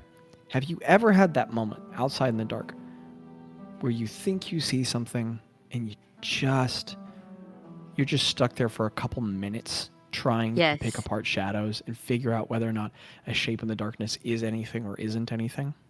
Yes, I have. Asro does that for about 10 minutes. Just, oh my gosh. I'm serious. Just peering and Yikes. watching and thinking. And you are able to finally determine that there isn't anything. There's the shape of something that you realize is nothing until you reconsider it and then reconsider it a third time and realize it is something. And in the classic backpack hanging on a doorway, like 60 feet from the hut, there is what was not a person and what was not a person until, holy crap, that's a person. And there is a like silhouette of a crouched figure. About like up the hill, about 60 feet away, just kind of balanced very still in between the bases of 2 trees. Just kind of a very still silhouette. And it was really hard to tell anything about them. It is dark. The only reason you're getting anything is that there is a very, when I say slight, I mean slight, trim to their silhouette from the only light source, which is the dome in the forest, as well as there's something on them that's picking up a little bit of light around the chest. And you weren't able to get anything about who or what they are until, like, you determined twice in a row that you were just seeing, like, more kind of, like, base tree trunks lit up until that moving shape just shifts very slightly. And that's when you realize it's a person watching you all quietly in the middle of the night from a distance. Like, what time is it? You said it's still pitch dark. Like, are we talking, like, midnight, or are we talking, like, 3 a.m.? Like, it feels 4-ish. Okay. Later in the season, under canopy, you get the feeling you're not going to see sunlight for a while here. Yeah. Who's the closest person to me in the hut that's asleep, but like closest to me, where I could just Mika, reach roll back? I love it. Do what? 18. Whatever you want. I got a 5. What'd you get, Grieg? 18. Craig's the closest. Okay. Ooh, Heck and yeah, I he am, is, and I got your back. having been rid of Ol's magic some time ago, he is once again snoring while sleeping. I grab Craig's leg and just kind of keep and like pat it, like, Craig, like, like I'm Yes, doing like- it while I'm still looking at the spot Yeah, because I'm totally. like worried I'm gonna forget it, so I'm just like, Craig. Ro, Craig, could like- you make me a sleight of hand check? Yeah. This doesn't have to be kind of intentional. like, It's Yeah. a 7. Ro, Micah, please continue with your roleplay. In an instant, as you reach back for Craig and pat his leg, that figure just melts back into the shadow as you're waking up Craig. Craig, like, reaches down. He's like kind of squirming, and then he takes your hand and he like shakes it, and goes, "It's a deal." He's like having a business dream. A business dream. I'm writing that down. no. He's having a business dream. That's real good, dude. Hello. Okay, so Oh no. And I think that your hands were so tiny that he kind of like wakes up because it didn't feel realistic to his dream. Okay. Craig, you groggily wake up. What are you saying? That not. little with people with They little make it hands feel can't make legit. business deals? Yes. Oh my gosh. Yes. Yes. Corporately, we're saying If it that. didn't match the description of the person in the dream, Craig. then maybe he Oh, was shaking a hand with a giant. True. No, we're Craig. making a statement about people with small hands. An affronting, offensive, aggressive statement. What are people doing in the scene? Craig. Well, I'm asleep. Ro is still looking at the That's true, spot. Abby. Ro is still looking at the spot, but she's talking to Craig. Go, Craig. you carefully study the darkness What where do a you person is. want? There, What is it? Craig. I'm on watch. But yeah. I need you to listen to me. There was a I mean- person. Wake up, Oh Craig. shoot! There was a Oh person. shoot! Oh shoot! think- And he like And puts on Craig, his you armor. groggily blink and wake up. He's like grabbing. He's like putting like one of the armored gloves on the wrong hand. No, and Craig, stop. It's on the Just right hold on. hand. He's like, Craig, In the Oh, dark, crap. Craig just goes oh crap! clink, clink, clink, clink, clink, clink, clink, clink with the Craig, gauntlet. on the oh wrong my hand, making a gosh. bunch of noise. Craig, there was a guy like, or a person like. As he does, He's beetles heavy. are startled off the top of the dome, going each direction. There's like, it was like 60 feet up that way, and there was someone just my God. crouching there. I'm gonna throw up. Okay. Okay. Okay, you're not Like- helping much. She goes, I she miss having reaches Nickel in back this and pickle. hits Gretta. No, he's putting on his armor. It's just taking No, but a she's second. also hitting Okay. Gretta now. Greta's awake. What? Also, really is it, important to Ro? point out, no one's had a long rest yet. But please continue. Not completed yet? Okay. Ro's been asleep since 3 p.m. Yeah, Oh I my have goodness, been you are asleep so since right. 3 I p.m. I've been apologize. It's asleep not for 4 a.m. 13 It's 1 hours. a.m. Crap! I long, how purposefully waited. Okay, it's 1 a.m. Never mind. Anywho, Or is it 1 a.m.? actually, you know what? That's not fair. Odds or evens? For who? Odds. Evens. Wait, someone said even, and Which then of the someone said twos was odds. it? I haven't looked yet. Which of them was it? I'll let you go, Micah. No, I don't like that pressure. I'll leave it up to you. Have fun. Okay, evens. Oh my gosh. What a time to pick evens. Okay, it's earlier. Nobody's had a long rest yet. Oh my gosh. So it's 1 a.m.? Sure. Is that what you said? Has Jackie had a long rest? So, what's the party doing? Yeah, huh? Okay, fine. Ro has. 3 to 11. like- I've had a You- long rest. Got me, so okay, you got me. Okay, They all so- said it. I hit Greta. And I said, Greta, Yeah. I'm so sorry Greta, to wake you. yeah.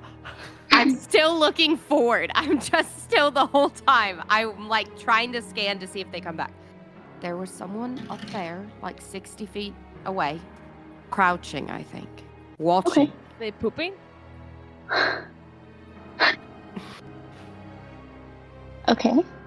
And then when I made a little bit of noise to wake up one of you, and I think they went away. But I don't know if, I mean, it might not be bad, but usually someone watching you in the dark is on my list of nefarious things. Yeah. On my list. Okay. yeah. I think Greta would wake up Bazz and Tello, who have had a long rest because they went to the same time as bed as Ro. And inform them of the situation, and then she's gonna say, "Okay, Wake up Tello, who sits up, blinks with one eye first, and then a full second later the other one, and goes, "Tello, babe." And then Craig or Bazz wakes up and goes, "What? Huh? Funny comment. What is it? What is it? Why I have do a you long sound rest. like Zach, an do I have any anime points of exhaustion? Do I have any character? points of exhaustion, Zach? No, you don't. Okay, cool. I'm gonna change up my spells." And then Bazz does that. I mean, Greta, you can go back to sleep. Because I know you need rest. I don't know, I got vibes and I wanted to tell you. yeah, well, I hope that the Archfey didn't send us to anywhere bad. I hope that they sent us to somewhere chill. And as long as they did, we are just passing through. Yeah. And Yeah, I Okay. voted through Rutherford for Congress. Okay. What is I'm writing Congress? that. I'm gonna stay watching, and y'all go back to sleep, and I'll wake you up if they come back. Okay. Craig is so groggy. He's just gonna stand up and like kind of talk into the distance. Not too loud, but just talk into the distance and go, "If you're chill, we're chill. But if you come and mess with us, Craig, we'll chop you up." Craig, And he goes and lays back down. Craig. I whisper. Craig stands up with 4 not pieces true. of armor on, the rest off, and goes, says all that. His head, only the very top of his hair sticks out of the dome, which lifts up a couple beetles when he stands up. And then when he sits back down, the beetles are still outside of the dome, and he just sits back down and lays down, taking all of his armor off, but leaving one. We should be fine. No, We are in the dome. I say he. Yeah, I say Yeah, he we moves are in like the a dome. level one. Ro is No enemies get to the dome. Yeah. Ro is gonna do I need to why did you- recast the dome? Is that what you're looking up right now? Because it only lasts 8 hours. Oh, you feel the dome flickering. Do a bunch of bugs fall on us. I mean, it's not gone yet. Ro immediately starts weaving it back. Okay, why don't you give me an odds or evens, so whether or not this casting duration is falling right before the end of the spell? Or... Okay. Right. I'm going to give you an odds is what I'm going to give you. Because the odds are ever in your favor. Okay. You play and you play nervously. Are they in my favor? right as the dome fades, it. Beautiful. Beautiful. Ro is now going to stand up and walk on the inside of the dome around to see if she sees anything else during her watch. Very small perimeter you can walk without Yeah, stepping it's on people. tiny and she's not. But she's Am I like, correct in that everyone else has gone back to sleep? No, I think Gretta's. Okay. Gretta, Wait, you're wait, awake wait, while Ro is wait. pacing. I go, And- Greta, go to sleep. It's I have a okay. question. If Gretta goes back to sleep, does she have to sleep for another 8 hours to get the long rest? Holy crap, no. Not only would I never be so cruel of a DM, but I also don't think that's the way long rests work in D&D, and also I just wouldn't do that because that doesn't make sense. You can sleep 6 hours, be woken up, sleep 3 more hours, and feel like you slept 9 hours. That's how I get my best sleep when I woke up in the middle of the night and then go back to sleep. So no, you're fine. That would be a jerk. So yeah, I do that, but I sit like right next to Ro. I've almost got like my hand on her foot or something. Like, Why don't so, like, you each give me a perception check, or one of you gets a perception check at advantage? can I use my passive investigation? You can stick with your passive perception if you want. Okay. I'm gonna roll a perception check. Okay, so then that You means should want to do it at advantage, Ro. here's the thing. You shouldn't be able to do both, but since one is passive, I'm gonna say that you can still give Ro. Oh, that's a dangerous. Oh, precedent. cool. That's a dangerous Well, precedent. Wait, but Think since about we this, both DM. have a 20 in passive perception, I mean, we're just like eagle always eyes. So we going. should. Yes, you can have your 20 passive and still give her advantage. This is the reward of your feat. Yes. Yes, that clears, doesn't it? Right? Yep. Good, polite lobbying. Thank you for convincing me. Well, that's gonna be my Good, polite lobbying. 24 again. Nice.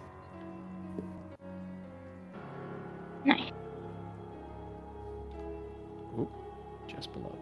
Oh, No. Ro, after watching for some time in the darkness.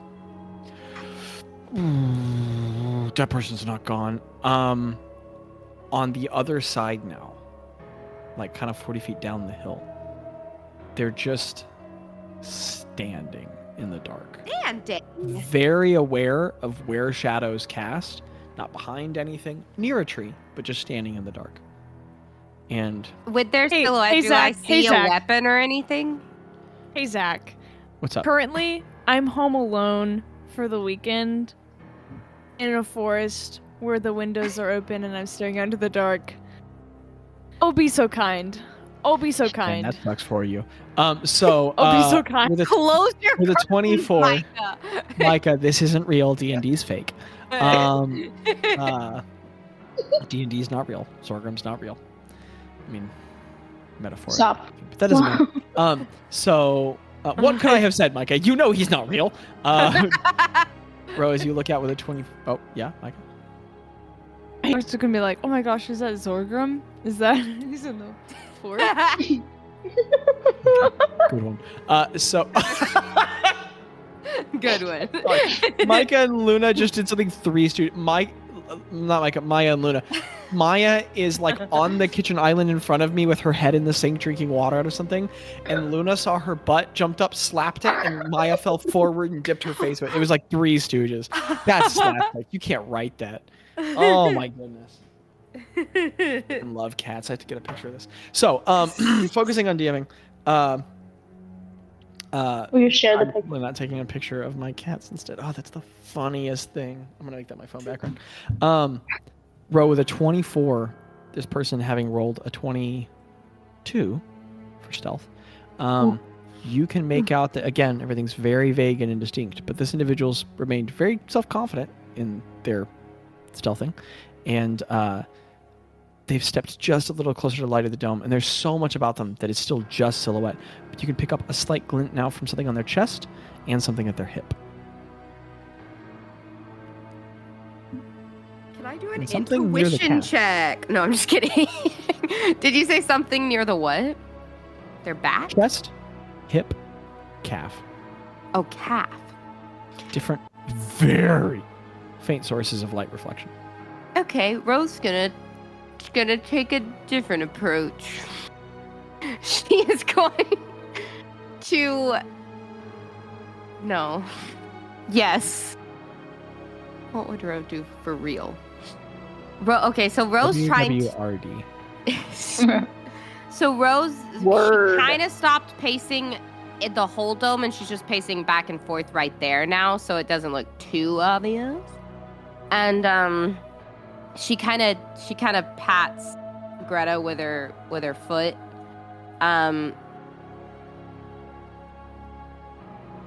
Gretta awakens. I thought you were awake. That's the only reason I did that. Oh, okay. Well, then never mind. I thought you were awake. I'm not gonna wake you up again. I for some reason thought you were awake. My bad. I just like fell asleep right next to you. I understand. So since it's just Ro is gonna pace back and forth there and just see if the figure does anything else. She's trying to be nonchalant about it. What sort of a check should this be? Ro, give me a nonchalant check. pick a check from charisma and let me know which one you want it to be. Okay. I gotta piss. I think performance would work because she's trying to put on a performance that she's of. What are you trying to perform? Okay, she's trying to perform that she's just watching out into the distance and that she doesn't really see this thing. You're trying to be convincing of being a chill dude. Yeah. Ro is trying to be chill. I am okay. Okay, here's what I'm going to say. Or, I mean... You can make this a persuasion. Are you proficient in persuasion and performance? I am not proficient in persuasion, but I am... Okay. Well, here's the ruling I'm going to make. Performance. Oh, Micah, that was funny. Micah commented, when you figured out D&D when you word your actions super carefully to get a certain roll. What about deception? Would deception be better? Yeah, okay, so here's what I'm going to say. Okay. Here's what I'm going to say. If you pick performance, you can roll, but I'm going to say you can't add your proficiency just because the thing you're proficient with is musical performance. So you can give me a performance check without your proficiency. If you pick a different one of these and you're proficient in them, you can maintain the proficiency. Deception, would that work? I'm fine taking a deception check. Okay, I'm proficient in deception because and I'm just trying to deceive you're not them. a cool guy, but you're definitely you are doing and going through things that you are trying to portray the opposite of. So I'm fine. Yeah. But not too much. Okay. That snap felt a whole lot like that guy from Phineas and Ferb that his cousin is marrying, the episode that they make a big ice sculpture, just that funny enough, that's gonna be a 24 again. Ooh, I'm just rolling 24 apparently. This is episode 132, 24. 24. So as you Ro, you do your pacing and the figure appears to be not frightened away. Okay. There is nothing to read on this faceless, detailless silhouette. Yeah. But you do get the feeling. You are good at reading people. And from their continued presence, you get the feeling that the person has not put... They feel as though they have still lost your sight. That they have evaded your vision. And with that choice, this figure remains to stand and watch for another 2 minutes. Mm-hmm. And then you watch as the very slight details of their silhouette that you're catching onto just kind of melt back. And the worst part is, at no point do you hear them on this crunchy forest floor. And this was at a totally different Yeah. Like a different They left cardinal and showed up direction somewhere too? else. Like they were over here and now they're over there? I mean, Okay. not quite 180, but yeah.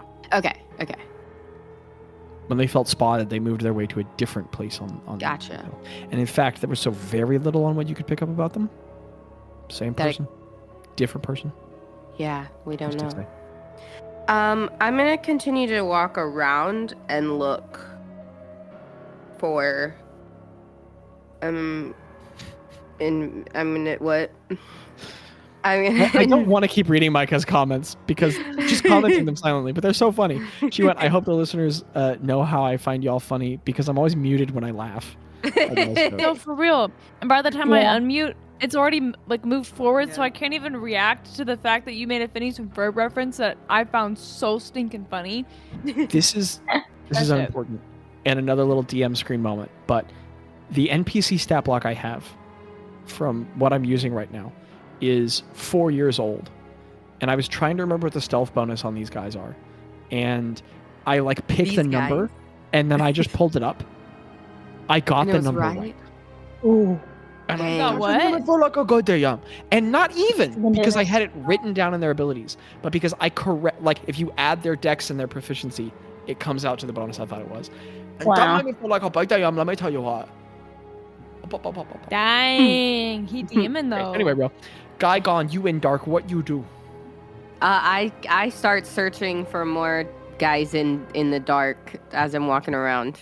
And Ro, as you feel the passage of time, you Mhm. feel it move with, you feel time crawl onward with nothing else. Just staring at dark for the next 15 minutes. Walking around searching. Your nerves pricked and pulled upon.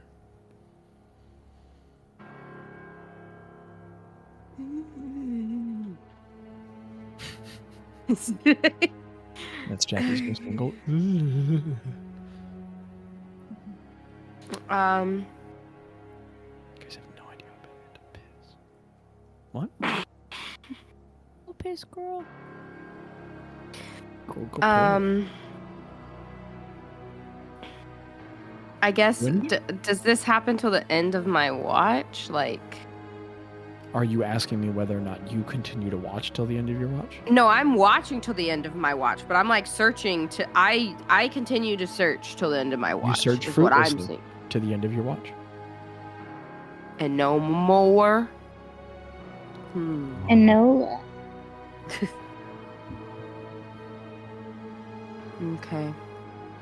You feel as though there is time enough for one watch more?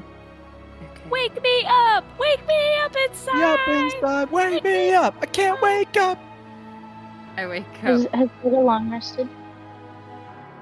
And everyone Huh? has no long rest. Who You feel like, man. did I know? Wake me Who- Wake me up! And you wake up Greta, and then Greta's Okay. awake. Okay. Would you guys be able to have? Wake up! I think by length of episode and Just to correct be- balance of just to time for be the second so session, clear. we need a little more time. But I'm about to piss this chair. Could Yeah. you guys just role play with each other for a second? I've asked you Yeah. guys to do Can I this a have lot one this session. Yeah. What's up? It's What's up? What's up? Do I have a full long rest? Yes. Yeah. I just wanted to be clear. So I gonna just go- did not want. Role play and talk and do your thing. Greta. Yeah, what? So, I'm Well, waking she you up kind of for. jerks awake. She's I'm waking you up for. I think it should be last watch, but you know how I woke you up and saw the one guy. Well, I Yeah. either saw the same guy or a different guy. I don't know for sure. Standing over there, and she points to the exact spot. He stood there for a few minutes, and then just kind of disappeared. And for the next few hours, I didn't see anything else. But I'd keep. I mean, I paced this place, but I didn't leave. okay. Just keep an eye out. I don't know if they're good or bad or my imagination, but I felt in my gut that it was somebody. Okay.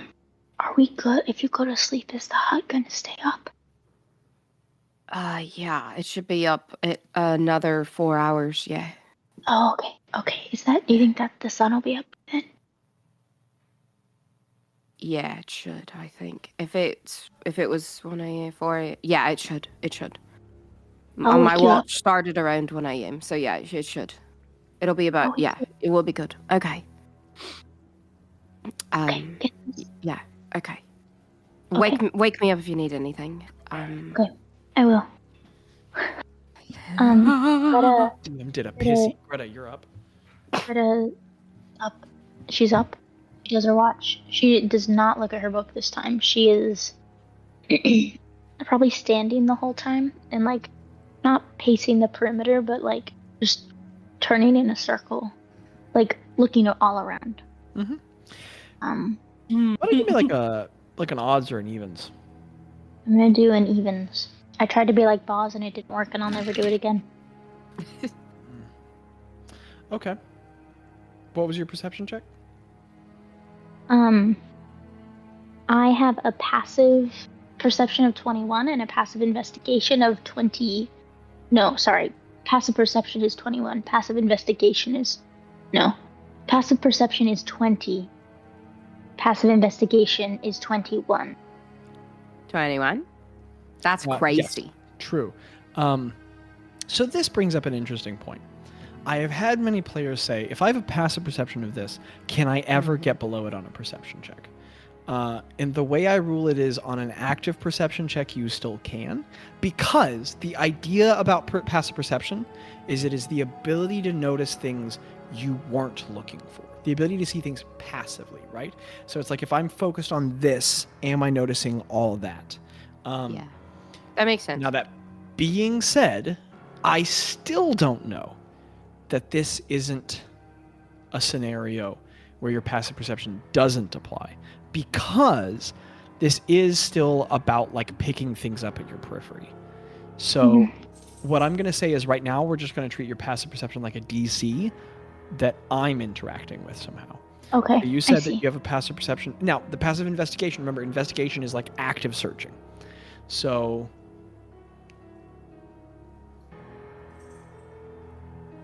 maybe it still applies. Investigation is... So I guess your passive investigation still kind of applies here. Maybe? I mean, I am don't know how I'm going to roll on it in the investigating. future. I'm going to rule like it is right now. Because investigation's different than looking around, and this is definitively looking around. Isn't it investigating? I don't know. We're going to use your investigation right now. 21, right? Yes. Yes. Math's hard. Okay, got it. All right. You watch? Nothing. Can I guide myself? I don't know that you can guide yourself on something passive, and I Can I also make a don't know that you can perception guide check? yourself after I made a roll and made a face, and then you were like, Fair enough. Well, I'll tell you what. You can guide yourself if you want to make an active perception check. That you can. I would like to do that, just in case. Mhm. Yeah, I was. Yeah, knew that. I know that I can't retroact. And you can guide yourself before or after you make a check, so that's fine. Okay.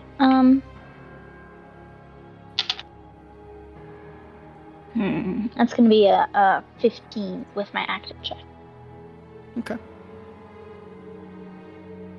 Okay, Watch so this I door. don't. Cool. So cool and swag. So cool and fun and swag.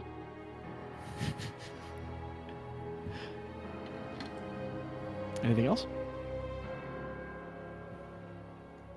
Oh, I kissed Maya, but she'd definitely just been in the cat box. Gross. But I still love her. Oh, that's nasty. Grog. I still love her. Grog. Let me think. Okay. Hey, y'all should really wake me up. As time passes, and the hours wane with Greta trapped in her indecision, light finally starts to meet you in the forest. Not like, oh, there's the dawn, because you are still deep in a forest in fall. It is right at the end of your watch that any light begins to warm up the canopy. And there's even periods where light is there and darkness remains. But as early morning, as mid-morning begins to warm up the day, you're not exactly the timekeeper of the group. And light begins to accompany the dawn. Greta, your keen perception does pick up on individual. Hours later, and not so much unindividual as not necessarily one individual so much as 5 around you all at different distances, all standing near to behind something, but not quite it, are 5 different sort of like variations of dark brown and green, studded leather-clad individuals with weapons at their side, slightly greenish brown, like kind of very short half capes that all have different like little emblems on the breasts of their armor. And all of them are holding different variations of ranged weapons. Some with crossbows. In fact, 4 of the 5 have crossbows. 1 has a longbow. And none of them are cocked, but all of them are loaded. And as the sun warms up, you just watch all 5 of them in like a diverse circular pattern kind of surrounding you all in your dome. Greta, could you give me a retroactive strategy check? Yes, I would love to do that. I love using our custom skills. I'm also going to add guidance. This is fun because this was all a result of random rolls. Like it was like a series of things had to happen to get us here. Otherwise, it would have just been none of this.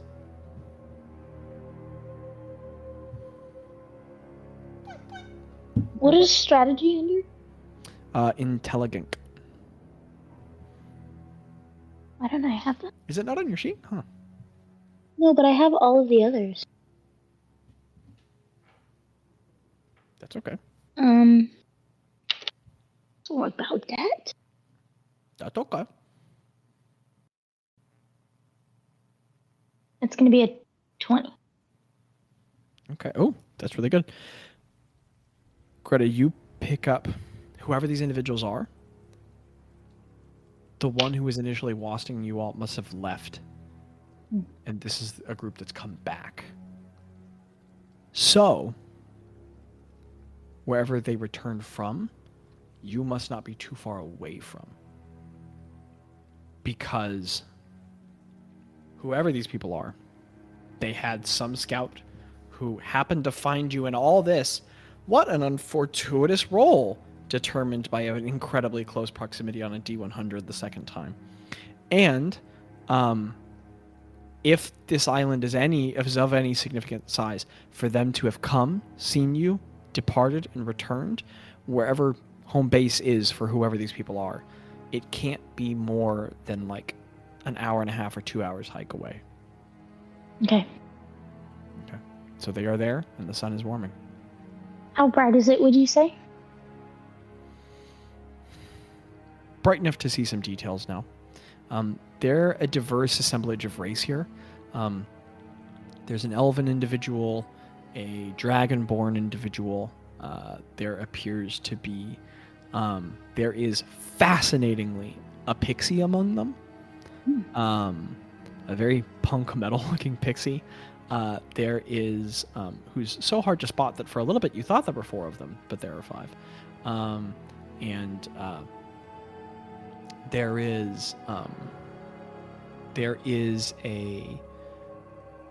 There's a hobgoblin among them. And why don't you give me an odds or evens, Greta? Been so many of those decisions. Oh, sorry, I rolled. That's going to be an even for me. Okay. There is also a being of heritage you have never seen before. Cool. There is a person whose upper half is scaled, whose features are very slender and serpentine, and whose lower half... No, excuse me, you have seen one such individual before, whose lower half is just a long, coiling snake cool. length. There is another Yuanti anathema among them. And the 5 individuals are just around you, watching in still silence. There's sufficient light around you to see. It's dim light right now. Everything's dim light. A dim amber. Okay. Okay. Go ahead. Sorry. Well, that's episode 132. So, thank you for listening, everyone. I hope you all enjoyed it. Bruh. What an excellent session. And we'll call it there. The patrons got We're like, cool we're not things. going to have combat. There's not going to be any combat today. I think that, no, I do Didn't not think think so. that There's still There may not be. we should engage them. I think we should try to talk. Where's our Crystal. blanket? depends on what happens next. Okay, so that's the session. I may or may not need to change a lot of plans for the next one. Everyone gains 0.02 levels. Okay. And we're all going to go on a Does brief that put us intermission at? before. 12.74. So there's 5 of them. Okay, yeah, you'll have to tell me on break. I snuck away for a second, audience. I'm gonna go start a load of laundry. I'm not gonna lie. Oh, we're still recording. Just so everyone knows, I'm gonna start a load of laundry. So. Zach is not frozen. He Pretending wishes to he be was. frozen. Elsa? Poop joke. Fart joke. Dang it. Okay, I but knew tell I'd me, break them. tell me that wasn't impressively still. It was. Tell me. It really was. You won. I was you won the second mannequin guessing. challenge. Yeah. You want them. Yeah. I really think I would have had you on that. 10 if you years hadn't ago? said poop joke, fart joke. Abby, I love that. That's so cool. It's Anyhow, terrifying. we'll see you guys later. Life's an incredible adventure, and you're an important part of it. Skibbity wop and dada. Yeah.